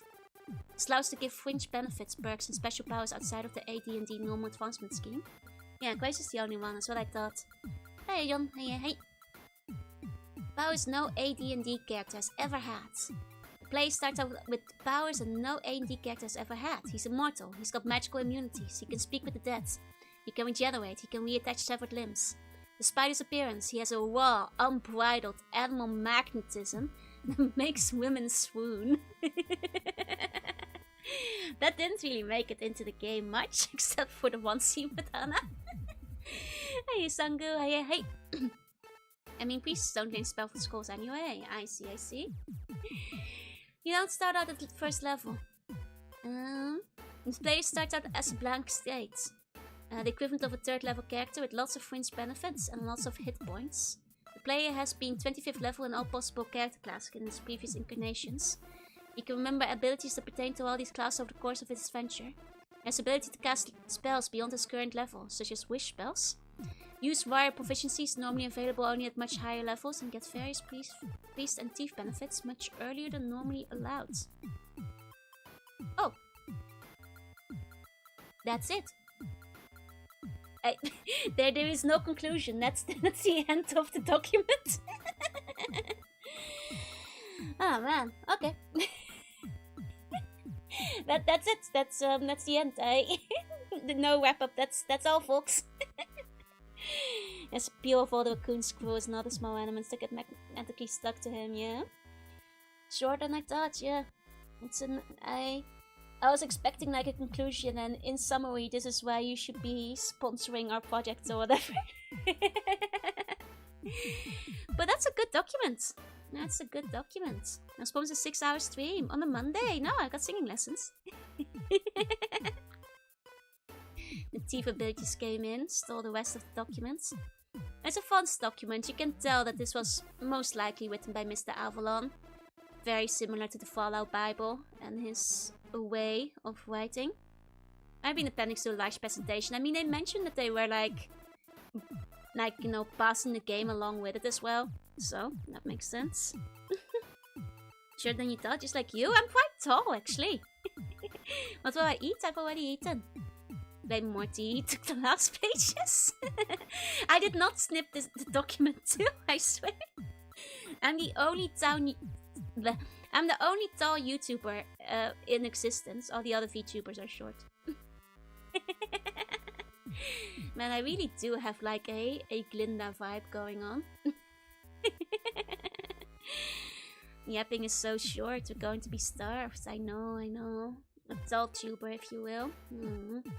Hey, Cubo. Hey, sandwich. Hello.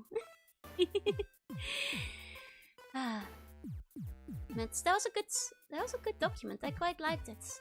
I quite like Planescape. I'm actually impressed by how much actually made it into the game. Like the actual plot layouts, aside from the betrayal they keep harping on about, like still is more or less there.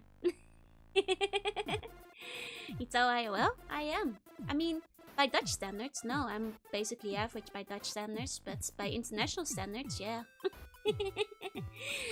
By Dutch standards, not that much, but internationally speaking, and especially in Japan, I'm pretty tall. I'm 175 or 5'9", which, like I said, it's very, very average in the Netherlands. It's tall in other countries.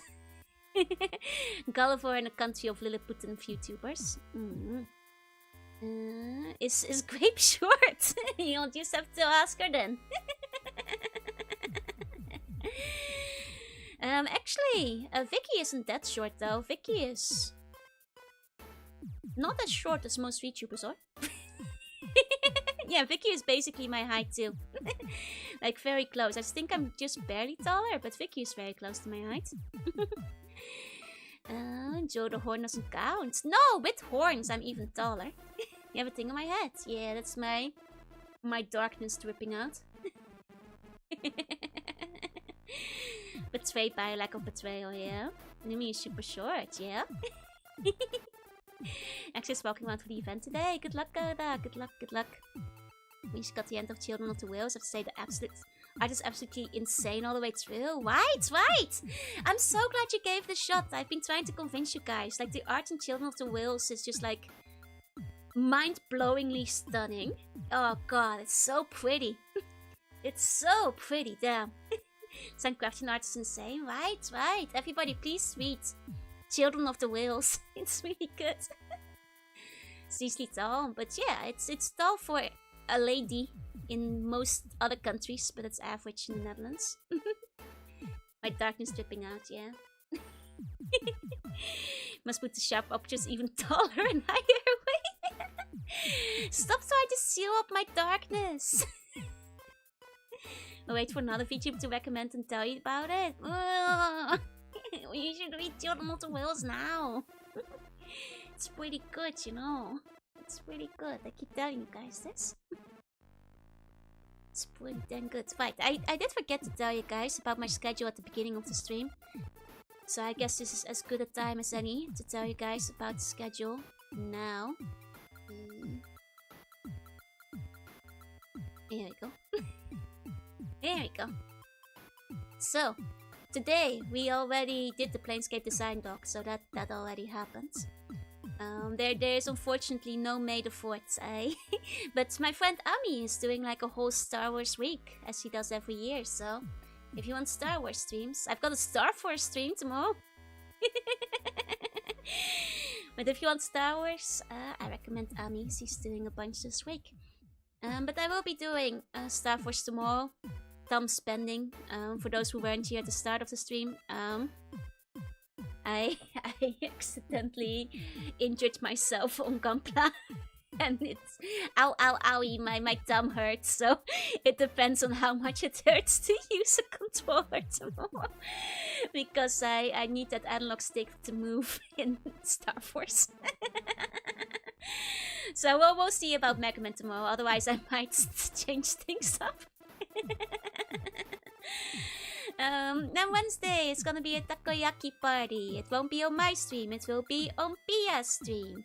And Vicky and Grape will be there too. And we'll make takoyaki together. It will be a mess. We will not be using our hands. We will be using tiny little baby hands on the end of grippers, so it's it will probably go great. So look forward to that. Then Thursday is gonna be Stalker Pripyat, and Friday will be E6, where I finally have to not translate. Except on Sunday I'll be translating again, because I'll be playing a Japanese made game. Some of you guys have probably already figured out which one it is. I feel a lot of other VTubers have played it on Mate Day in the past, so I think you guys probably have a decent idea of what game it might be. But there will be a Mate game for Mate Day. I was planning to play it before, but I kept forgetting it for 2 years in a row. But this year I did not forget, so we'll actually be playing that. Gunpla War Injury, yeah, exactly. So that's the schedule. I think I'll just call this stream a little bit early today because I actually have, for the whole stream, had really bad pain in my ear, and I'm not sure if it's because of blood loss somehow or if I like otherwise am dying and making things worse, but maybe it's because of ear pain, tongue pain. Did I bite my tongue too hard and now it hurts my ear? I don't know. It's one or the other, right? It might be the grass. So slightly short stream today, I'm afraid. Slightly short stream, but it's okay. Hopefully, you know, if someday you're just gonna have to have a real Murphy's Law unlucky day where everything goes wrong, right? And then hopefully I'll have used up my my ration of bad luck for today, and then the rest of the week will be a lucky one, hopefully, and the rest of the week will go better. Till then, I'll keep myself in the bubble, and I will hopefully see you guys tomorrow for either Magman Star Force or something else if my thumb still hurts too much to play. You should love a rules? Thank you, it's a ghost bun. Cat thing. Thank you all so much for looking over the design document with me. I hope you guys enjoyed it. It was a pretty good document. And I'll see you guys tomorrow. So till then, till the buns go to sleep, kiss you on the forehead as bunny dreams, and those staying around, have a good rest of your day. And I'll see you guys next time. Bye bye bye bye. Bye bye.